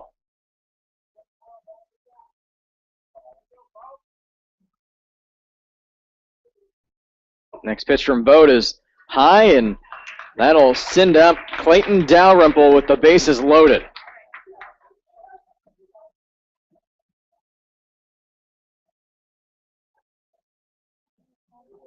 Left fielder Clayton Dalrymple. Mark Cirillo, the manager for the Cougars, makes his way out to the mound, and that'll wrap it up for this game for Kyle Vogt. He'll make his way to the dugout.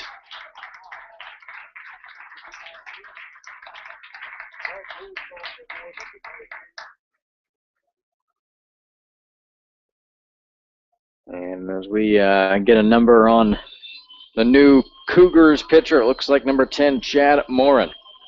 He'll get his turn up on the mound as the Broncos lead 5-1. We're going to take the break with them here at McDonald Stadium. Bases loaded, bottom of the 6th. Clayton Dalrymple coming up. We'll have it for you coming up.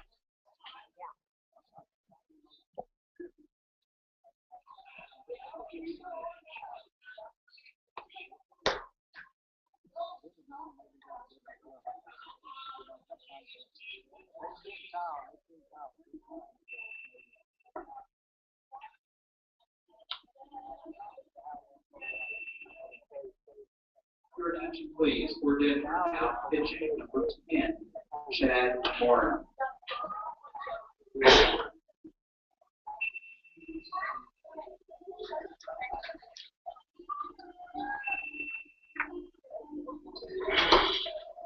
Oh, that's right. I'm sorry, I wasn't following.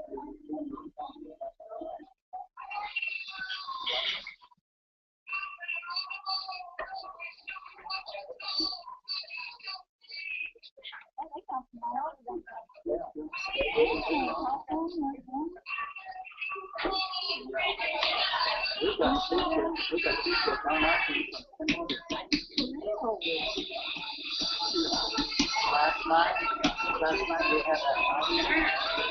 Yeah. One of them.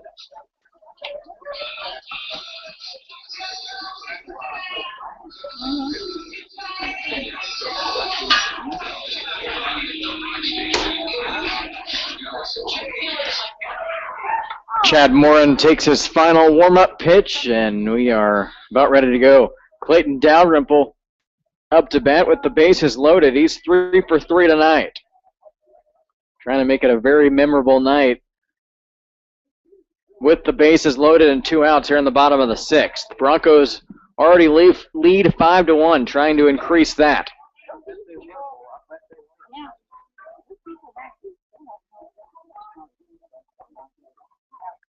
Chad Moore.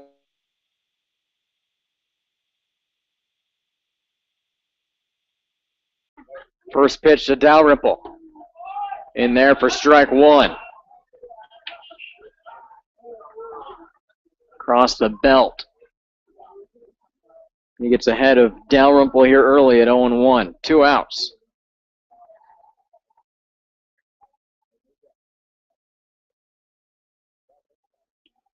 Morin's pitch is popped up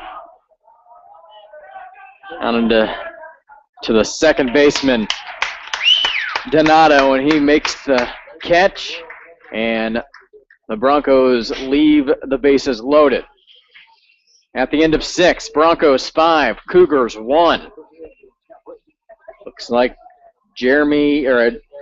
that's not Kennedy. We're going to have a new pitcher here in for the Broncos here coming up in the top of the 7th inning.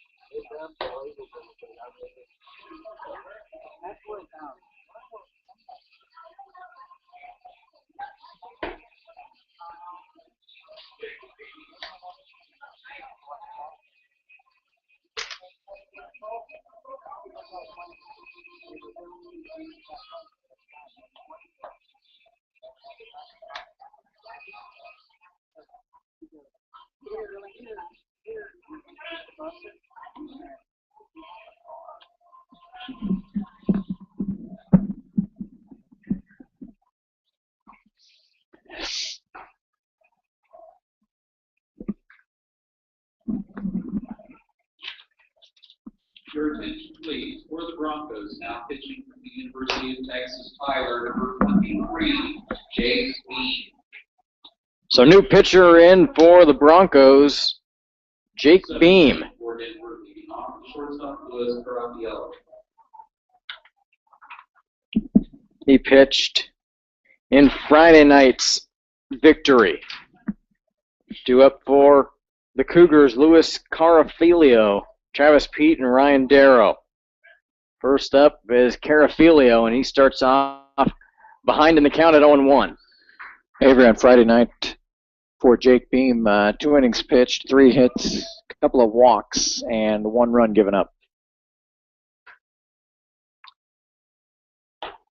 His second pitch of the at-bat is in there, across the letters for strike 2. With the strikeout by Morin of Dalrymple, that wraps it up for Votes, the pitcher for Denver. Will give you his numbers in a moment. Ball bounced to Zell. He picks it up and fires one over to Schmitz at first, and that'll retire Carafilio and get the first out of this inning. Kyle Votes Cal Vogt, I should say, goes 5 2/3 innings for Denver. Gave up 9 hits, 5 runs. They were all earned. Had 3 strikeouts, walked 2 batters, and hit 1.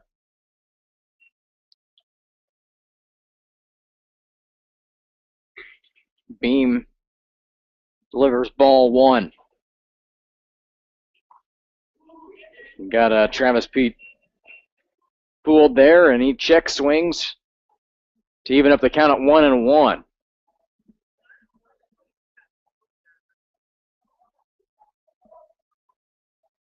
One out here in the top of the 7th. Beams 1-1 delivery. Low for ball 2, excuse me. I feel like I'm just rattling off pitchers' numbers. Joe Kennedy, now he's done. 1 inning for Kennedy, gave up 2 hits, 1 run, and it was earned, had no walks or strikeouts. A base hit right up the middle by Travis Pete. And is his first base hit of the game. Now steps up catcher Ryan Darrow with a man on first base and 1 out.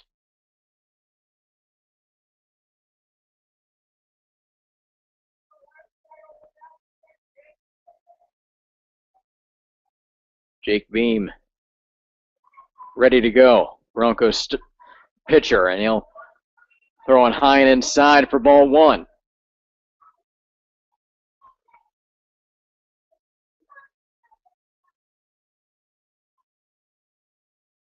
Travis Pete on first base. Schmitz holding him on.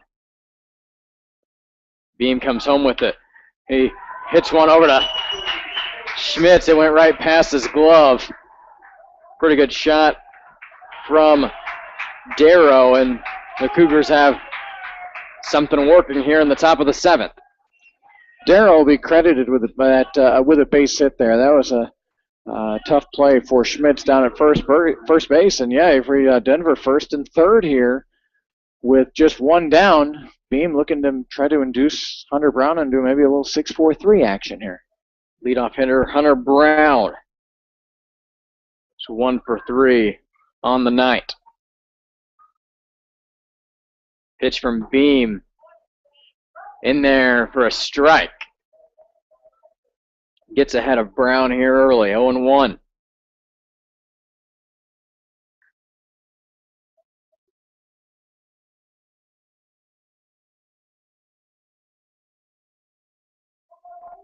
Hunter Brown had a single back in the 3rd inning. Beam's next pitch, just a little inside, right at the letters for ball 1. Looks like maybe a little baseball, I don't know what age, across the way. So you have a McDonald's Stadium and then about 3 or 4 youth fields around here, and we can have a perfect view of that. There's one game going on over there as Beam will throw it over to Schmitz, first base. Not in time to get him, though. Maybe one of those throws just letting him know, yes, we know you're still there. Ryan Darrow.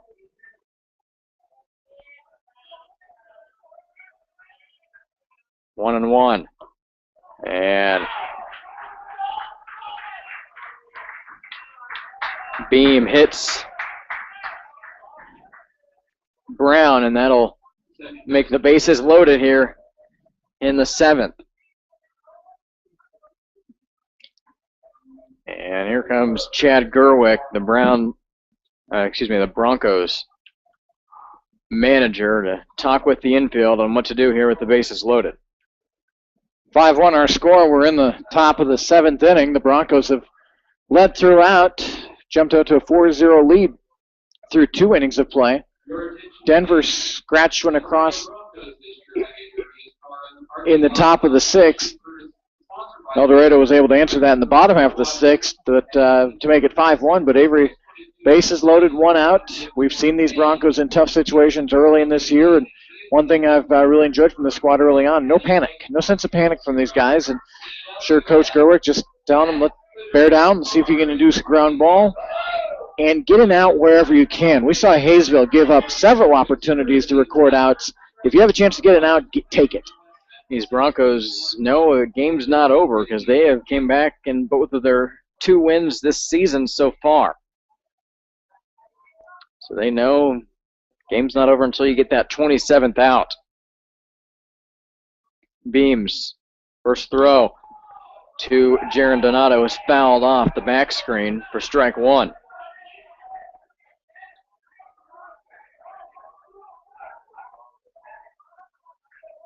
Oh, and 1. 1 out with the bases loaded here in the top of the 7th inning. 0-1. Delivery from Beam. Swung on and missed by Donato. And Beam jumps ahead 0-2.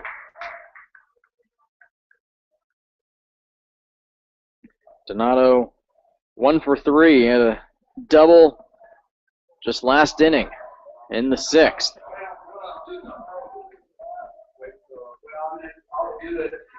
0-2 pitch. Right past Donato, and he strikes him out, and a big strikeout there for Jake Beam. That'll bring up Evan Kaler with 2 outs and the bases loaded. What a huge out recorded there by Beam as, again, things getting a little unsettled here, and he rears back and strikes out a very good hitter in Jaron Donato.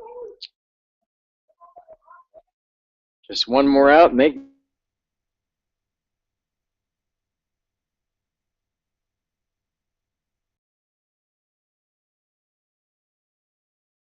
capable at the dish, and he'd love to have some 2-out magic here for Denver. 3 for 4, 24 hours ago. 0-1 delivery is low for ball 1.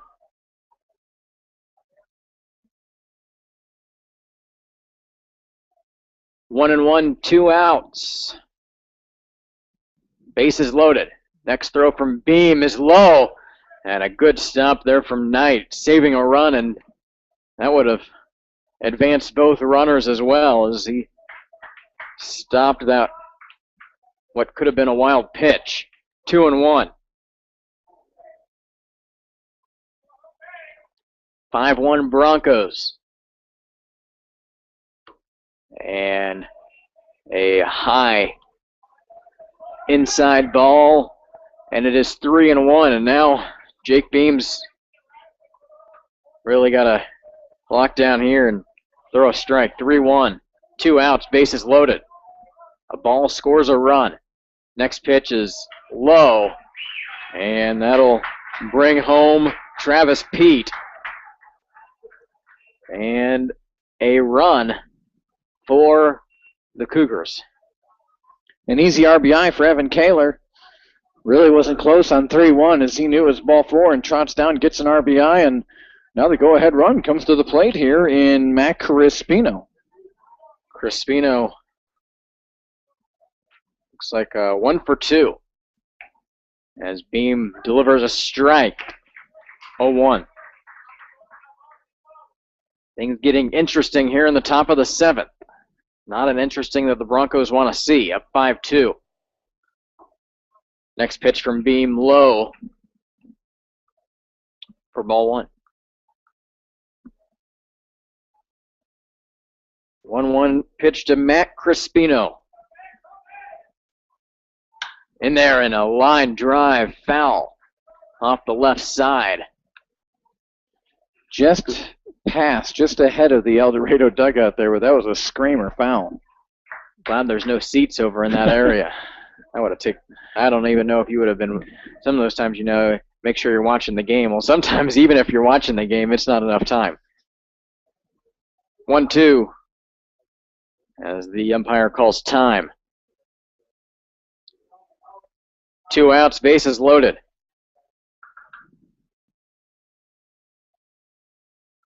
1-2 pitch from Beam.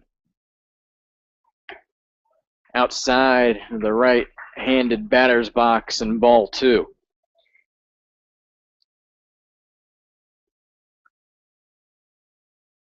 2-2, 2 outs.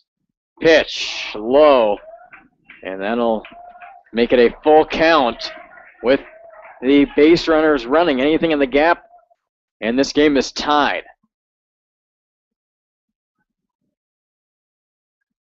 Three-two pitch. Swung on and fouled. A long foul ball into the Broncos dugout, or excuse me, their bullpen. And we'll do it again. Jake Beam, a 6'5" right-hander out of the University of Texas, Tyler. Trying to get out of this jam here in the top of the 7th. 3-2 pitch. Again is tapped foul behind home plate.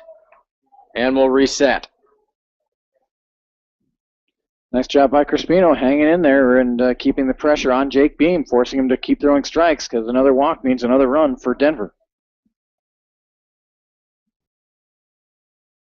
3-2 pitch from Beam is fouled off once again. And so Crispino, his last foul balls, one to the left side, one behind the plate, and one to the right side. And in the meantime, Darrow, Brown, and Kaler are getting plenty of exercise as they continue to run around the bases on the merry-go-round. 3-2 pitch is watched for strike 3, and Beam smacks his glove. Happy to get out of that jam there in the top of the 7th. So your score going in to the bottom of the 7th, Broncos 5, Cougars 2. Play-by-play, more coming up.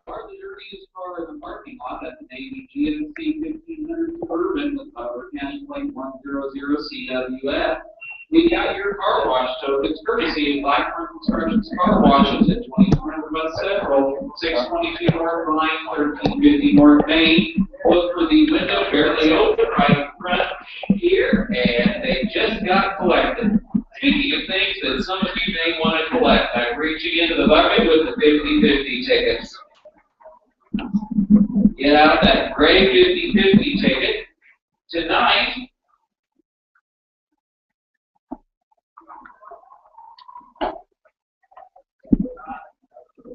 give me a second here. I'm trying to read their numbers, trying to interpret their numbers. You either won $44 or $22. I can't tell whether that's the winning. It appears that the total 50/50 take tonight was $88, which means the winner takes home $44. All for holding gray ticket. It's right here at the window. 7, 9, 2, 792 9, 5, 7. 792 957. If you have that ticket, come to the open window in the middle of the press box. Bring your ticket with you, show it to me, I'll hand you your money. Again, 792 957 is the winning 50/50 ticket. Thank you for playing 50/50 tonight with your El Dorado Broncos. Due up for the Broncos here in the bottom of the 7th, the 3, 4, 5 hitters, starting with Morgan Oliver, Jonathan Schmitz, and Jacob Spring. So a dangerous bunch for Chad Morin, the Cougars pitcher. And here we go. Oliver steps into the right-handed batter's box.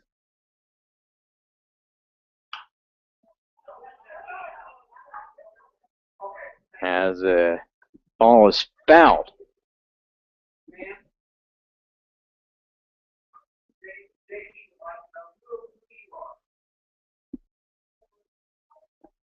Oh, 1 pitch from Morin. In there, good pitch, strike 2. 5-2 Broncos lead with 6 outs to go.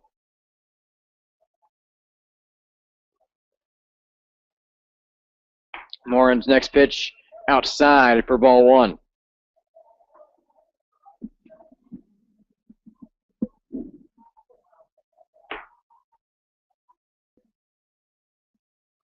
1-2 pitch from Morin. Swung on and fouled off to the left field side. We'll keep the count at 1-2.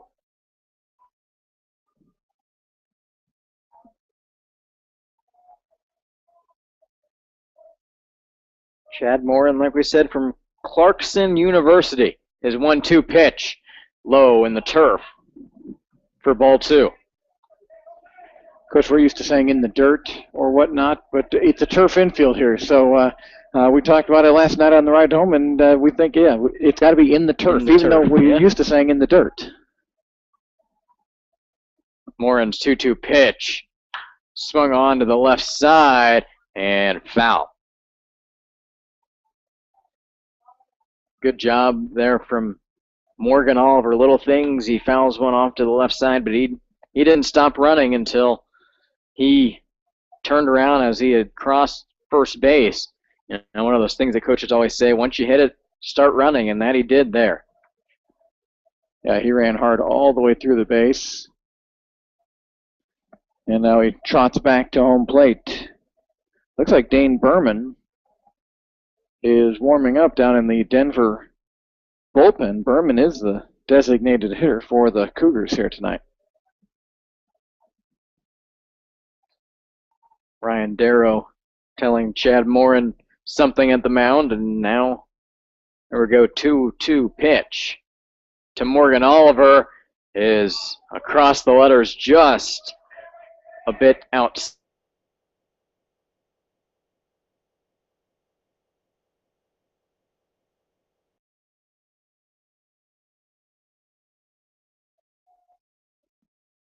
Three-two pitch, swung on and missed by Morgan Oliver. And out number 1. Jonathan Schmitz now making his way to home plate as he had a 3-home-run game last night. Tonight, not so lucky, 0 for 3.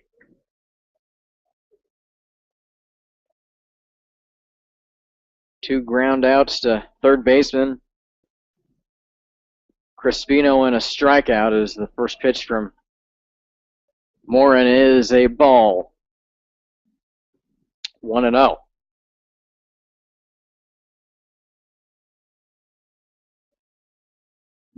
Schmitz watches ball 2. 5-2 Broncos here in the bottom of the 7th. Scored 1 run in the bottom of the 1st and 3 runs in the bottom of the 2nd, along with 1 run in the 6th to give them their lead. As Schmitz taps one to the right side, and it's picked up by Morin and thrown over to first baseman Evan Kaler for out number 2. Maybe that one looked very awkward. I think he just got it right off the end of the back, cued it, if you will, and it bounced near the line. Well, then it had so much spin that it took a left turn right to the pitcher, Morin, and Schmitz got a late start out of there anyway, and then eventually threw him out rather easily over at first base. And yeah, like you said, it was one of those that even Schmitz kind of thought it was going to go foul, kind of let up for a second, and then ball rolled back into the field of play, and good play by Morin there to grab it, and sometimes those aren't the easiest of plays to pick up barehanded. He made a good throw over to Kaler for out number 2. Now up Jacob Spring, the right fielder. He'll foul one off the back concrete here at McDonald Stadium for strike 1.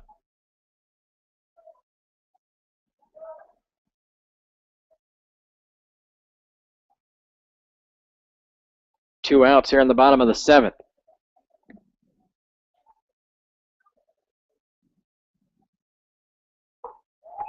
Next pitch in there. Good pitch from Morin for strike 2.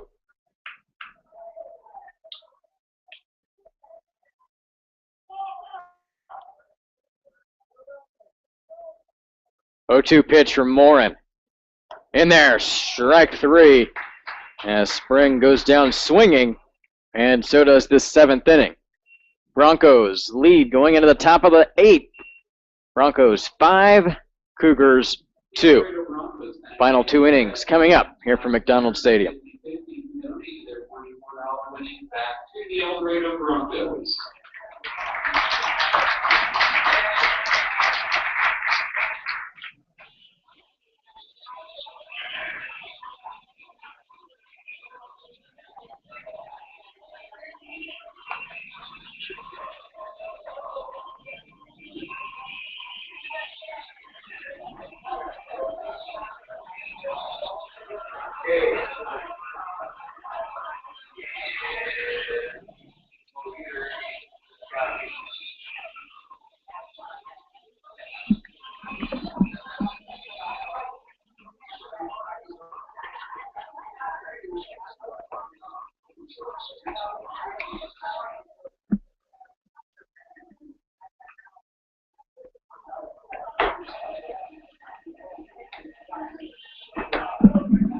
Gary, is that McKay out there? Your attention, please, for the Broncos now pitching from Pittsburgh State University, number 15, Ryan McKay.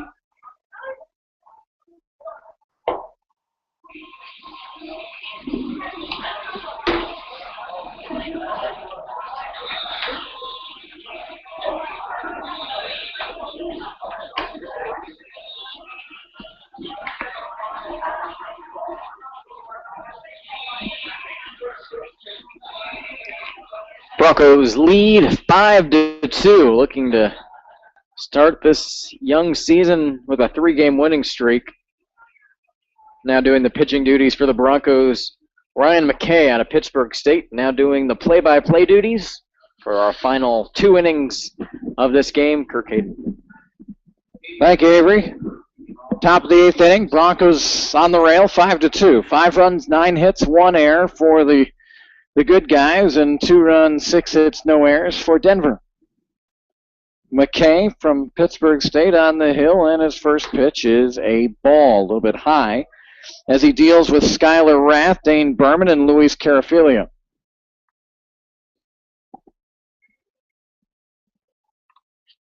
And the ball 1 pitch in there for a strike. The line on Jake Beam, it was pretty adventurous. He was 1 inning, gave up 2 hits, had 2 strikeouts, walked 1, hit 1, gave up 1.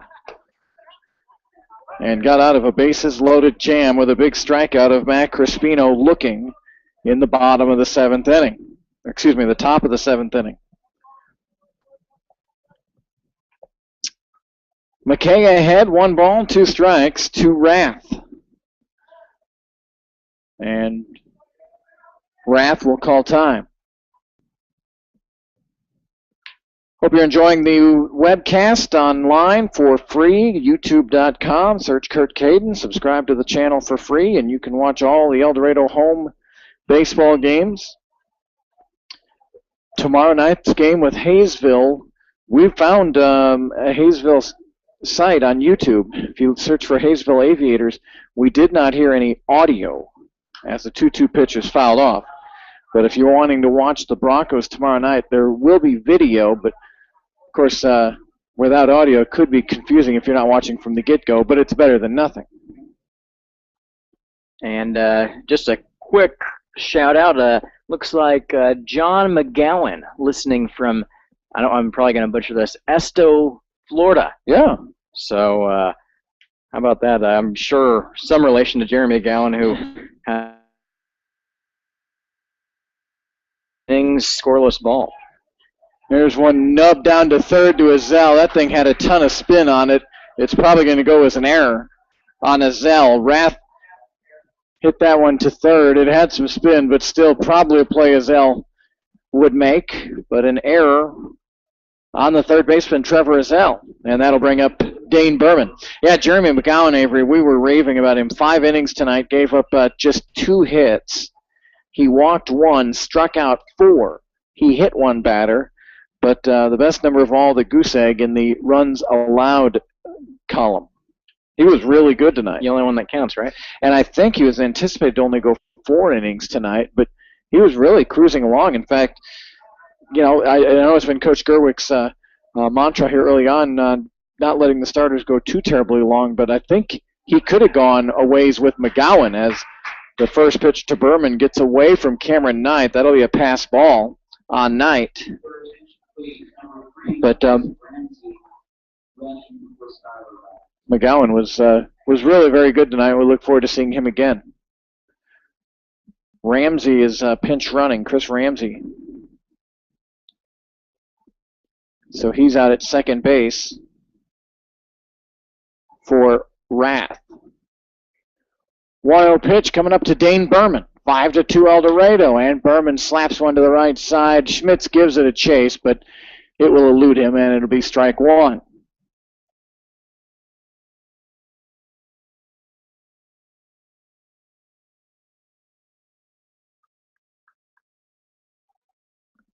Bronco baseball at Hayesville tomorrow. We'll have a broadcast Wednesday night for the league opener against Derby. Hope you'll tune in if you can't make it here.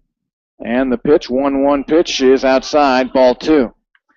And you know what else is nice? If you can make it to the game, great, and then you can go back and watch the archive. And you could go back and watch last night's 3-home-run game by Jonathan Schmitz. 2 balls and 1 strike. And the pitch, a high chopper. Azell on the short hop, picked it clean, couldn't get it out of his glove, throws it past the first baseman, and that will let a run in. So I'm looking down at Gary. I think maybe a single and then a throwing error scores the runner. But we'll wait for the official score. That was going to be a tough play. Or do you just go error all the way?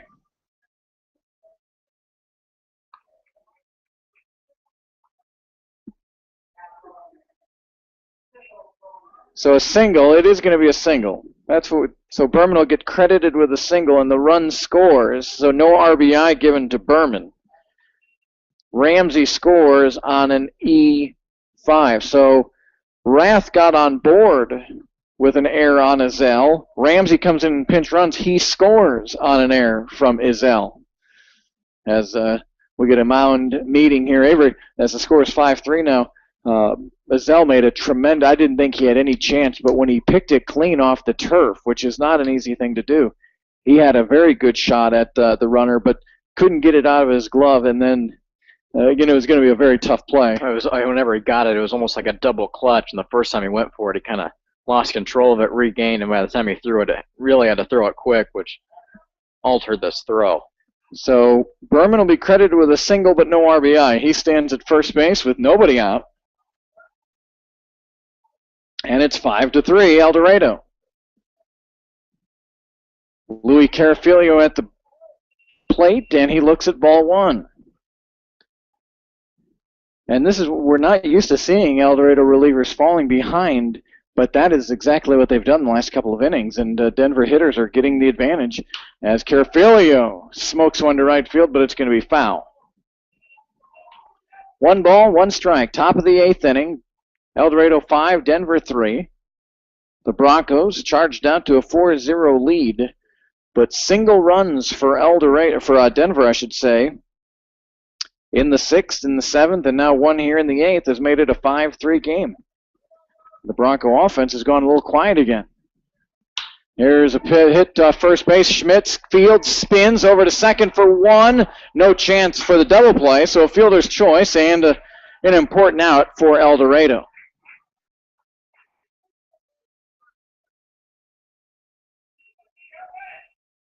The putout goes 3-6. Schmitz to Oliver. So Travis Pete comes up. Pete 1 for 3. Grounded out to second in the 3rd inning. Grounded out to short in the 5th inning. Singled and scored in the 7th inning. Right-handed batter, Travis Pete from Rogers State University. And here's a stolen base. The ball gets past Knight, but he was on the run anyway. So a stolen base for Carafilio.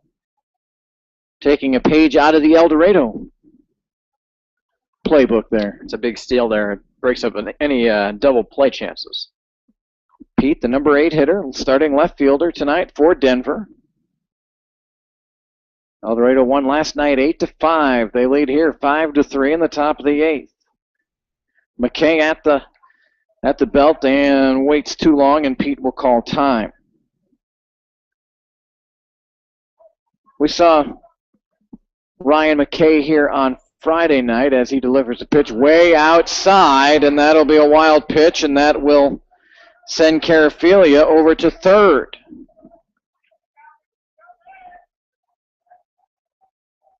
McKay actually was the winning pitcher in the win against Hayesville as he pitched the ninth inning, gave up one hit a batter, had a strikeout, and he got the win when El Dorado plated 2 runs in the bottom of the ninth inning to beat the Aviators.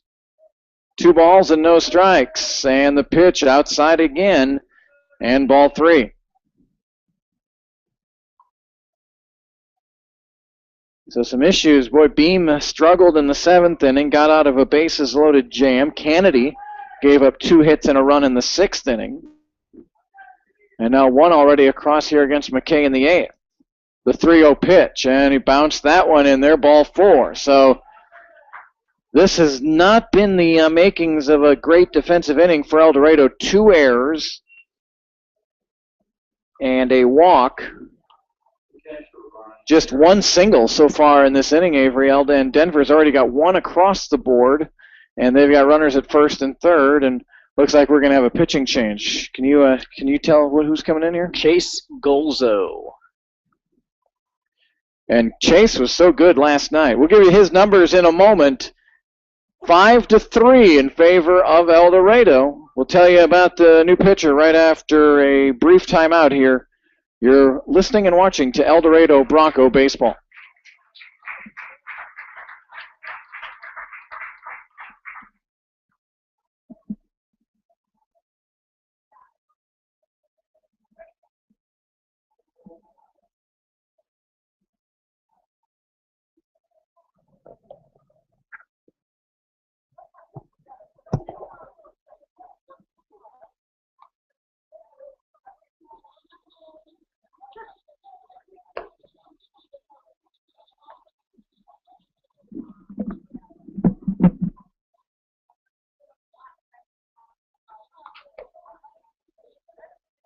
Your attention, please, for the Broncos now pitching from Kearney State University, number 20, Chase Golzo.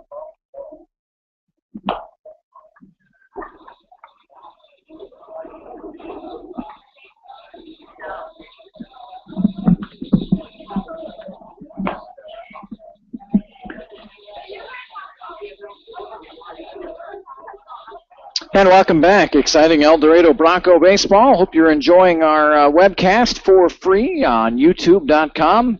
And, of course, search Kurt Caden. Subscribe to the channel for free, and you can, of course, link up that way. We always try to post the link as well on the El Dorado Bronco Baseball Facebook page. And, of course, if you check out Avery Osen or Kurt Caden on Facebook, we usually have the link on our pages as well. So lots of way to access Bronco baseball. And just real quickly, whenever you're going on the Facebook page and you're looking for the link, our post that we will post will not be a featured post. So you won't see it necessarily when you're scrolling down or on your timeline. You're going to have to go to the Broncos page, and then I think there's a little bar on the right side that says others who have posted. And that's where we will have posted a link to the game. Easy to find. It sounds confusing, but it's pretty easy to find. So here's Chase Golzo. He came in last night, finished off the 9th inning, got the save as he struck out the side. A suicide squeeze, well, actually a safety squeeze here from Denver. Darrow missed the bunt. Going down to second base was Pete. And strike 1 on Ryan Darrow. So the Cougars are a single away from tying this game up. Darrow is 1 for 3 tonight. A strikeout, a ground out to second, and a 7th inning single. Darrow, a right-handed batter. 0-1 count, fouled off, strike 2.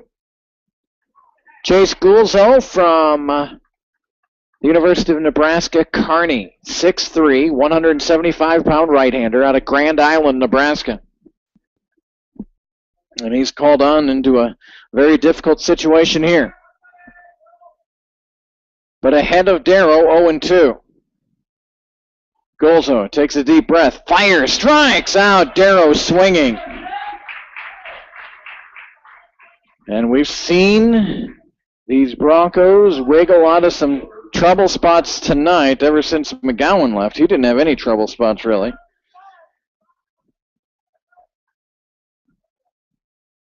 Kennedy left a runner stranded on third.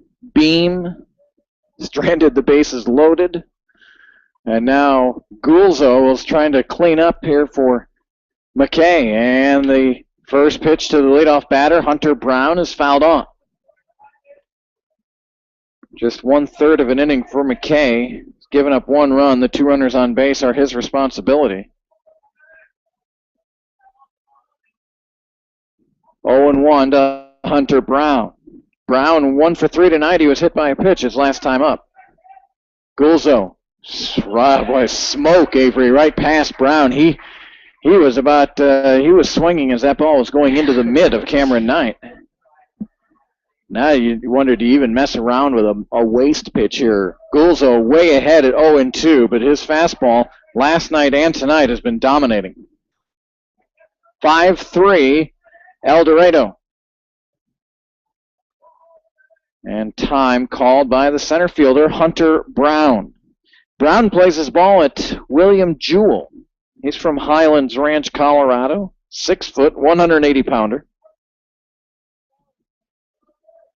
Gulzo, deep breath. There's the pitch. Fastball in on the hands and fought off by Brown. Knight, Azell, and Bush will be the batters for El Dorado when we get into the bottom of the 8th inning. The youth field still illuminated out in the past right field. I'm not sure if you can make that out on the video, but it's, you got the older kids here. You got the younger kids just across the way. That is cool to see. 0 balls, 2 strikes on Hunter Brown. The pitch from Gulzo is hit right at the second baseman, Levi Parker, and he'll fire over to first base. A little more interesting than we care, but Brown is retired, and what a job by Gulzo. With basically runners second, third, and 1 down, he strikes out Darrow and he gets Brown to ground out. We're through 7.5. 5-3 in favor of El Dorado. More play-by-play in a moment. You're listening and watching to El Dorado Bronco Baseball.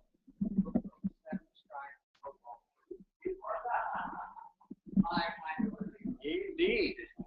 He's moving along.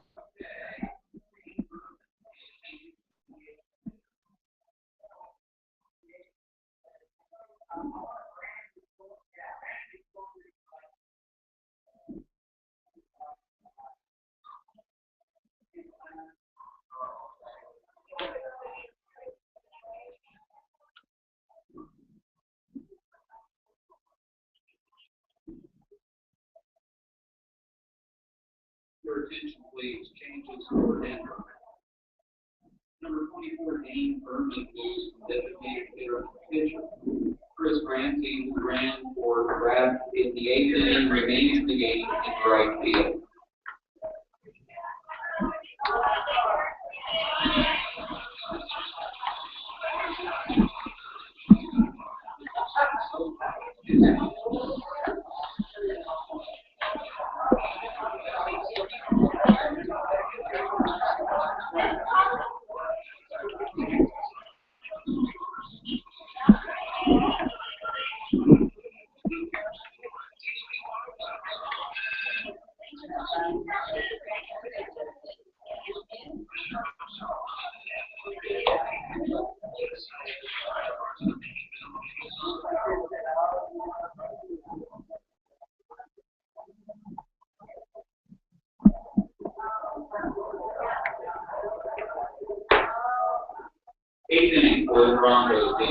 And welcome back.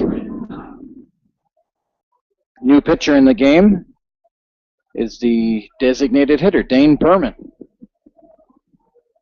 Chris Ramsey, who scored, pinch ran for Skylar Rath, stays in the game in right field. El Dorado's once 4-run lead has been shaved to 2. It's 5-3 Broncos. Bottom of the 8th inning, and leading off the 8th is Cameron Knight. Knight hit by a pitch and scored back in the second inning, grounded out to third in the third inning, and a pop out to short in the sixth inning. 0-1 pitch, high, ball one. 1 2/3 innings for Chad Morin in relief, and he did a fine job. Couple of strikeouts, didn't give up any hits, and kept the Broncos at bay. The 1-1 is outside, 2 balls and 1 strike to Cameron Knight, the catcher. Knight plays his ball right here in El Dorado at Butler County Community College. He's ahead, 2 balls and a strike. Berman's pitch is low, ball 3. Avery, last night in the 8th inning, we saw the Broncos come up in a 6-5 game and score 2 runs to get their lead up to 3. Again, any insurance you can get here just relaxes the whole team, it seems like, and especially with Denver scoring single runs in the last 3 innings. Yeah, anything you can get put this game even more away. The 3-1 pitch is low, ball 4, so a good start for the Broncos. Cameron Knight will take the walk. And here comes Trevor Azell. He's had an interesting night. He just had 2 errors in the inning, in the past inning, that allowed a run to score for Denver. But at the plate, he's walked once and scored. Had a single and an RBI as he looks to square here, and he committed strike 1. He grounded out to Jaron Donato, who made a fantastic play to throw him out in the 4th inning. Azell, left-handed batter against Dane Berman, a right-handed pitcher. Berman looks over at first. Knight inching off the base. And the pitch. Knight going, a strike, and Knight will retreat, and the throw back to first, and Knight is in there safe.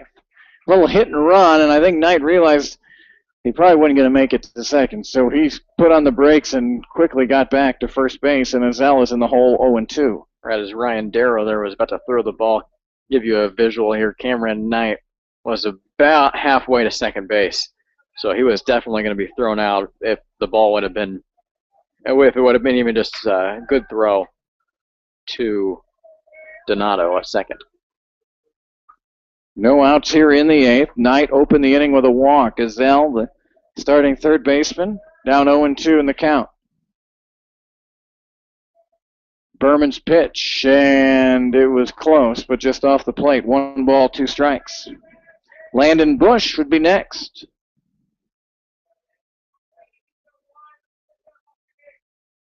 Five runs, 9 hits, 3 errors for El Dorado. 3 runs and 6 hits, no errors for Denver. And the delivery outside, 2-2 to Azell. Broncos are on the road tomorrow night at Hayesville. You'll get to hear Avery and I again Wednesday night when Derby comes to town.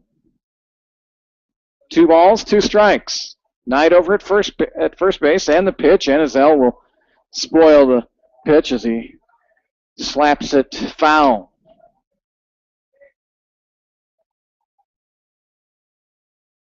Last night, about this time, we were watching our radar pretty closely, but not so much worries tonight, although there are chances for rain throughout this week here in Kansas. The 2-2 pitch to Azell from Berman, and he fooled him with a curveball, strike 3. Azell kind of gave up on that pitch and then realized that thing was breaking close to the plate, and his emergency swing didn't do him any good. So a strikeout by Berman. Then Landon Bush, the batter. Bush flew out to center, flew out to left, and singled in the 6th.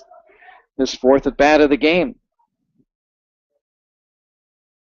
Landon Bush, a K-Stater.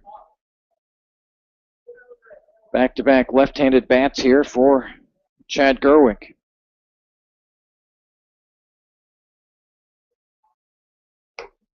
Pitch in there for a swinging strike. Good rip there by Bush.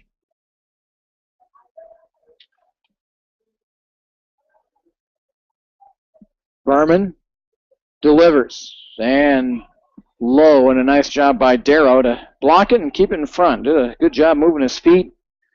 Really softened that one off, took it off his chest, and no advance for Cameron Knight. 1 ball, 1 strike, 1 away here in the bottom of the 8th inning. Berman's pitch, and that is in there on the corner, strike 2. 1 ball and 2 strikes. Levi Parker awaits in the on-deck circle.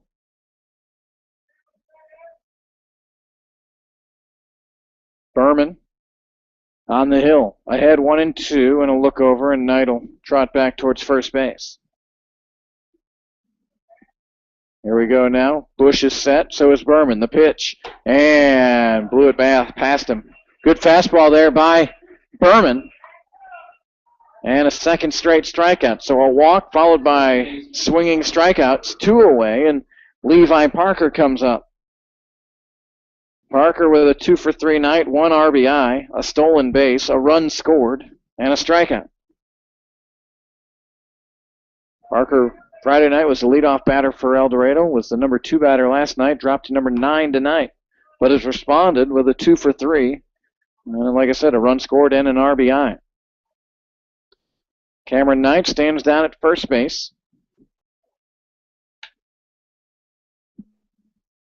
Denver set to bring up batters 2, 3, 4 in the 9th inning. Here's the pitch, and that looked in there. It is for a strike. So 1 ball and 1 strike against Levi Parker.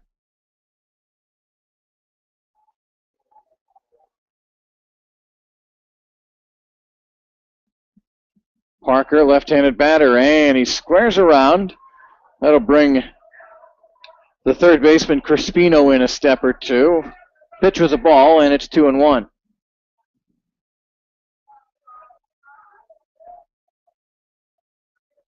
Levi Parker from Emporia State University. And Parker, a little behind that 2-1 pitch as he fires it over the Bronco dugout down the third base line. 2 balls and 2 strikes. Berman's got 2 straight strikeouts. He'd love to finish off the inning with another one. This is the last time we will see these Denver Cougars here in the regular season. 5-3 El Dorado. Bottom of the 8th inning. Parker with a 2-2 count. The pitch, and he just tapped it, and it is foul. Of course, you see who's their pitcher now? Berman. He just kept, even though that ball looked to be foul, he just kept going after it just in case.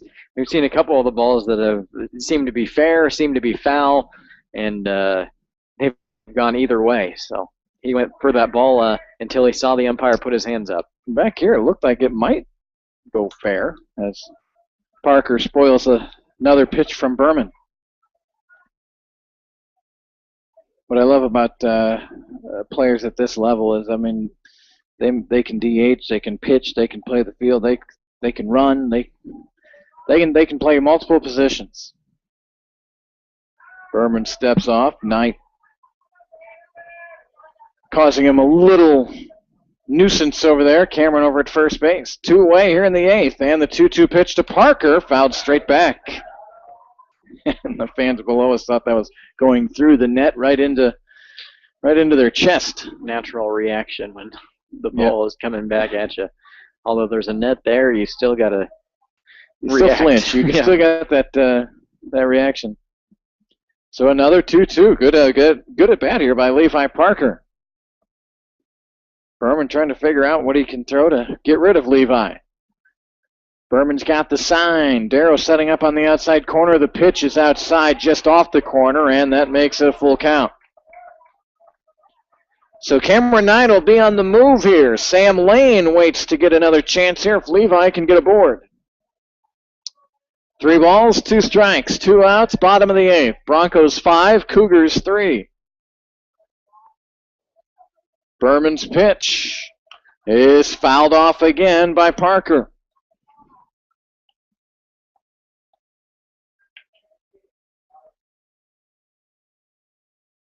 So Berman gathers himself. He'll climb back up on the hill.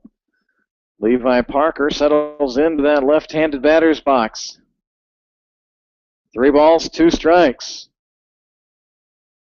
And Berman steps off. Parker's fouled off, at least 4 or 5 here in this at-bat. Now Berman is ready. Parker awaits. The pitch is low. What a great at-bat by Levi Parker. And the Broncos see if they can get a little 2-out magic here. Walks to Knight and Parker. Strikeouts of Azell and Bush. And now Sam Lane, the top of the order for El Dorado. Lane right now with an 0 for 3 night. He does have an RBI, and he has been walked once tonight. Sam Lane from the University of Texas, Tyler. Berman's pitch just off the plate. Ball 1.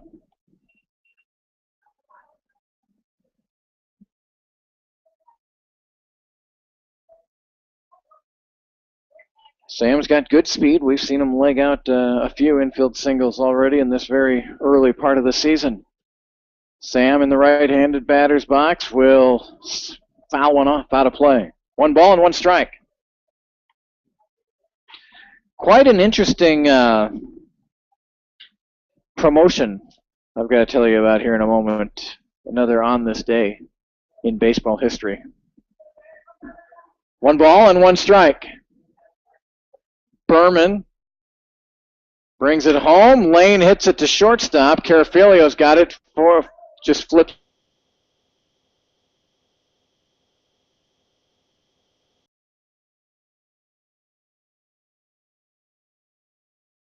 They lead 5-3. So I'll share with you as I get done writing here in my book. It was one of the minor league's strangest giveaways on this day in 2003. The first 500 fans attending Ted Williams night at the Bisbee Douglas Copper Kings game received popsicles. But many were critical of the promotion because the late Red Sox Hall of Famer has recently been cryogenically frozen. So they didn't like that they were giving away frozen popsicles when Ted Williams was cryogenically frozen. And one, you know what, another on this day? And you and I were watching this together. It was on this day in 2010 when Armando Galarraga had a perfect game. Not this way, Jim Joyce. Jim Joyce called him safe, and he was out. And Galarraga, you know what the shame of that for him is that was his moment in the sun because he really hasn't been heard of since. I don't even know if he's still in the big leagues. Yeah, it really went downhill. Even like after that game, I think that was on maybe a Friday or Saturday. The next day, I think Jim Joyce and Galarraga exchanged the starting lineups or something. It was one of those things that, and then of course in the post-game interview after Jim Joyce saw that, yes, he was out. You know, it's one of those things you can never take back. I mean, that's a perfect game. Those don't happen very often. So, yeah, that was about the highest point in Galarraga's career, but it went downhill from there for him. Yeah. I think he got traded to Arizona eventually. Last time I know was Galarraga was in a Diamondback, and he still may be in the system, but he's not in the big leagues. But yep, in 2010 on this day. 4 years ago already, man. Doesn't seem like it was that long ago. So Chase Gulzo back out for El Dorado, and our statistician Gary told us 7 pitches when he came in relief in that tough spot. 7 pitches, all strikes. He threw in the 8th inning. He got his team out of a big-time jam. Runners on first and third, then it turned second and third with 1 out, and Gulzo struck out Darrow and induced a harmless ground ball by Hunter Brown. Now it's Jaron Donato to lead off the top of the 9th inning. And Gulzo is ahead 1-0. Excuse me, 0-1. Gulzo again from the University of Nebraska Kearney, 6'4", 185. And he throws his first ball of the night. 1 ball, 1 strike to Jaron Donato, the second baseman. Donato plays at Coker College, and he fouls one down third base into the outfield area. One of the spare Broncos will run it down. Donato hails from North Glen, Colorado, 6 foot, 175. That's number 2 here for Denver, and he's a nice hitter. 1 for 4 tonight. And a off-speed pitch. Off the plate, 2 balls and 2 strikes. Donato doubled and scored in the 6th inning. That's his only hit. A ground out, a fly out, and a strikeout to go along with that double for Jaron. 2 balls, 2 strikes, and Gulzo's pitch, and Donato pops it straight up into the air. Levi Parker camps underneath and makes the easy put out. Can't let down your guard if you're the Broncos, because on the flip side of this, you've come back from 2 games late in both of them, so you want to make sure you don't get behind batters and make the easy plays here. Every night a different night. Friday night, it seemed like El Dorado really scratched across 8 runs. Last night, we saw them power their way to 8 runs. And tonight, again, they've kind of scratched their way with a 3-run second inning. They really put it together there. Gulzo induces a harmless ground ball down to Schmitz. An easy put out of Evan Kaler. And there's 2 down, and Matt Crispino's the last chance for Denver. Looking at that second inning again, Avery, and it started off with Cameron Knight getting hit by a pitch, then a walk to Azell. Bush flied out, but then Levi Parker had a run-scoring single. Sam Lane, an RBI fielder's choice. And then Clayton Dalrymple with an RBI single. So they just kind of, they put together 1 inning, and that's been enough here tonight so far. They lead it 5-3. Well, and last game it was, the Schmidt show with 3 home runs. But this has really been a team effort game. Good pitching, some key plays, batting-wise, like you said, in that big second inning. 1 ball, no strikes, and Crispino fouls one down the left field line. Just foul. And it's 1-1. If Crispino can reach, Chris Ramsey will get a chance at bat tonight. Good, and the recipe of the first 2 nights was so-so starting pitching, but terrific relief pitching. Tonight it was terrific starting pitching, and had some struggles from the relievers tonight. But Chase Gulzo was trying to shore things up, and he certainly did in the 8th inning. And he's got 2 outs here in the top of the 9th. 1 ball and 1 strike to Matt Crispino. The pitch from Gulzo, and he took something off and dropped it in for a strike. 1 ball, 2 strikes to Matt Crispino. Crispino has struck out twice tonight. He doubled. He reached on an air and was credited with an RBI. 1 ball, 2 strikes. Gulzo brings it in, and he tries that outside corner, and he was just off. But that's a great pitch at 1-2. Just seeing Gulzo a few times here, he just seems to have a real knowledge of how to pitch. 2 balls, 2 strikes to Crispino. 2 away in the 9th. The pitch, and it's fought off by Mack, and it'll go down the left field line. Mack has a nice little inside-out swing, and Azell's got to be aware over there at third base. Crispino's double in the 2nd inning, you might remember, was right down the third base line.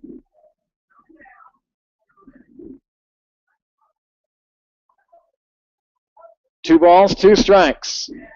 Chase Gulzo looking for his 2nd save in as many nights. He's ready. So is the batter Crispino. The pitch fought off by Mack and fouled away. We'll do it again.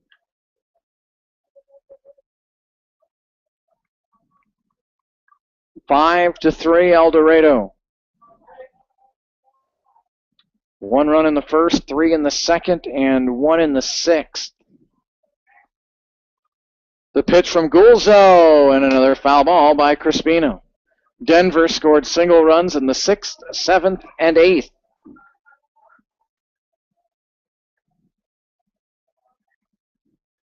3 errors have helped Denver's cause here tonight. 3 El Dorado errors. 2 balls, 2 strikes, 2 outs. Chase Gulzo battling a tough left-handed batter, and the pitch again fouled off by Crispino. You get the feeling Mac is really timing out Chase Gulzo right now and just waiting for that mistake. Yeah, just at 2-2, he has a ball to play with still. Gulzo to the belt. Here's the pitch, and he took something off. It got past the catcher, but it was just fouled. So this will be pitch number 10 of the at-bat. Again, a big thanks to all of you watching and listening tonight, or if you're watching and listening on the archive later on, drop us a message, cadenbroadcasting@gmail.com, or you can comment right there on the YouTube page, can't you? Yeah, very convenient. That's even easier. Yeah. Was John McGowan, sorry, Yep. I don't know, I said McDonald. McGowan did that earlier, and we appreciate your feedback. I'd love to hear where you're listening from tonight. Absolutely. You don't have to say anything about the broadcast if you don't want. We just like to know where you're listening from, and it's always fun to reach out, and it's folks I think we're going to be talking to a lot this summer. Here we go again. Gulzo, the 2-2 pitch, and this one's way outside. So now Crispino has worked it full. 2 real good competitors here, folks. Chase Gulzo, we've seen what he can do on the mound, and this Mac Crispino does not go down easy for Denver. 5-3 El Dorado. The full count pitch, 3-2. Here it is, and just outside. So the tying run will come to the plate in Chris Ramsey. That was a terrific battle, and you got to tip your cap, I think, to Mac Crispino. Gulzo didn't.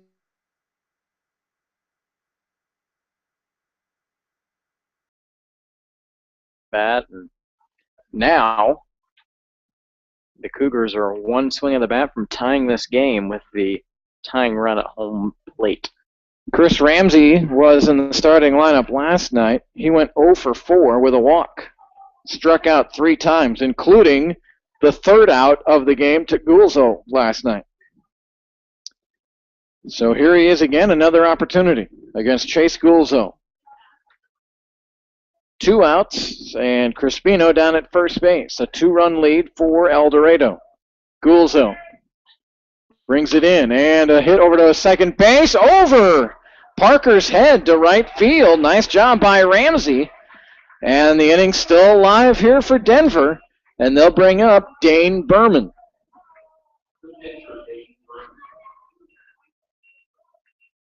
And that time looked like for Ramsey, who struck out last night against Gulzo to end the game. I think he was expecting fastball right off the bat. He just fought. He went right after that first pitch and got it over Parker's head into right field. Good at bat there from Ramsey. Ramsey, 1 or 2 pitches there, and Crispino had a lot longer at bat than he did. Same result. First pitch to Berman's a ball. You almost figured that at bat by Crispino may, if anything, worn out Gulzo a little bit. Remember, he pitched the 9th inning last night, and he came in and bailed out El Dorado in the 8th inning here tonight. So he's faced a lot of batters, and he's high on his first 2 deliveries to Berman. Carafilio will be next for Denver. Dane Berman ahead, 2 balls and no strikes. And the pitch from Gulzo outside, and now Gulzo all of a sudden looks a little rattled. Not quite the machine that we saw in the 8th inning or last night, or the first 2 batters here in this 9th inning. 3 balls and no strikes. The tying run is at first base. The go-ahead run is Dane Berman at home. 3-0, Gulzo. Can he bear down and get back into this count? Here's the pitch. And inside, and the bases are loaded. All of this happening with 2 outs in the top of the 9th. A walk, a long at bat that turned into a walk, a single, and a walk. And here comes Carafilio, who is 0 for 4 tonight.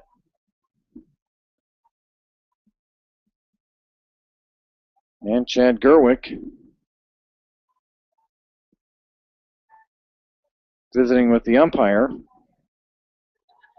And now he'll go out and visit with Chase Gulzo. So again, Avery, that I don't care what level, if it's Little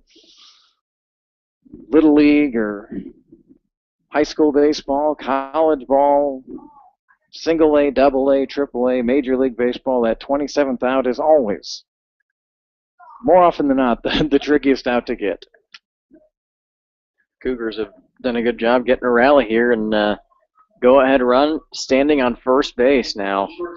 Tying run at second base with 2 outs. But if you're Golzo, focus on the batter here, and one more out can win you this game.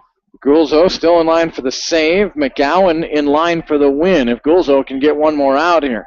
Carafilio at the dish, and the pitch just inside. And well, I thought maybe Carafilio might lean in a little bit. He might have taken one on the shoulder there and gotten his team within 1. It's 5-3 El Dorado. They're a base hit away from tying it, though. Gulzo and a hit down to Azell. He'll field it, and he'll tag the runner out, Ramsey, and that's the end of the game. And Gulzo bears down, and what a theme tonight, Avery, as El Dorado wins here 5-3. But McGowan really was drama-free all night. Only 2 runners made it to second base in his 5 innings. But it seemed like in the 6th, 7th, 8th, and the 9th inning, Denver had wonderful opportunities to really bust this game open. But the resolve of this Bronco team, they came up with big pitches when they needed to, and Gulzo none bigger than the one to finish this game as he induced a ground ball to Azell. Yeah, like you said, 27th one's the hardest one to get, but Gulzo did a good job of sticking in there and getting a ground out to end this ball game, and the Broncos improved their record to 3-0, scoring 21 runs in only 3 games. The winning pitcher tonight, Jeremy McGowan, and Avery, he was tremendous. What an effort by McGowan. 5 innings pitched, 2 hits, 4 strikeouts, 1 walk, 1 hit batter. He really, I think, was the MVP, really the star of this game tonight. Yeah, it makes it a whole lot easier whenever your starting pitcher goes 5 innings, no earned. And as dominant as these relief pitchers have been for the Broncos here the past 2-3 games, it really gives you confidence if you can have a starting pitcher coming in and doing good work like that. The hitting star, I think you have to look at Clayton Dalrymple going 3 for 4 with a double, 2 singles. He scored a run. He had a stolen base. He had an RBI. Clayton Dalrymple moving up to the number 2 slot in the order, and he was certainly very good tonight for the Broncos. Yep, and baseball's one of those games. One night you can be feeling oh so good, and another night, not so well. Morgan Oliver and Jonathan Schmitz, who were the big guys in yesterday's game, I think combined 1 for 7 or 1 for 8. That's just how it is. I'm sure they're going to be trying to think back to what they were doing well, what they did on Monday night, little maybe Sunday night, maybe eating the same breakfast and going through the same pregame routine, and maybe try to get back on the having a good bat again for tomorrow night and Wednesday. And we know it's baseball. I mean, guys aren't going to go 3 for 4 or 4 for 4 and have 3 home runs every single night, but we'll see if they can get back going again on Wednesday. Well, and certainly tomorrow night we wish them well. We won't be there at Hayesville for the game, but we'll be back here on Wednesday night. And again, we've talked about it a few times. If you search Hayesville Aviators on YouTube, we believe you'll be able to watch the game. I don't think they have any audio, but you might be able to watch it, and hopefully they pan up and show the scoreboard from time to time. But, if there's no audio, I don't know how you're going to know what's going on. But, if you have a son that's playing, it's more fun at least to get to see him. And the video looked pretty good, what we watched, didn't it? Yep, it was good. Another good win for the Broncos tonight, and look forward to hopefully a win tomorrow night to improve 4-0. We'll be back on Wednesday night against Derby. Jayhawk play opens up Wednesday night. Derby Twins here in El Dorado on Wednesday. So, hope you enjoyed tonight's broadcast. The Broncos win tonight 5-3. McGowan, the winning pitcher, both the losing pitcher and the save, number 2 to chase Gulzo. For Avery Osen, Kurt Caden bidding you good night from El Dorado. Have a pleasant evening.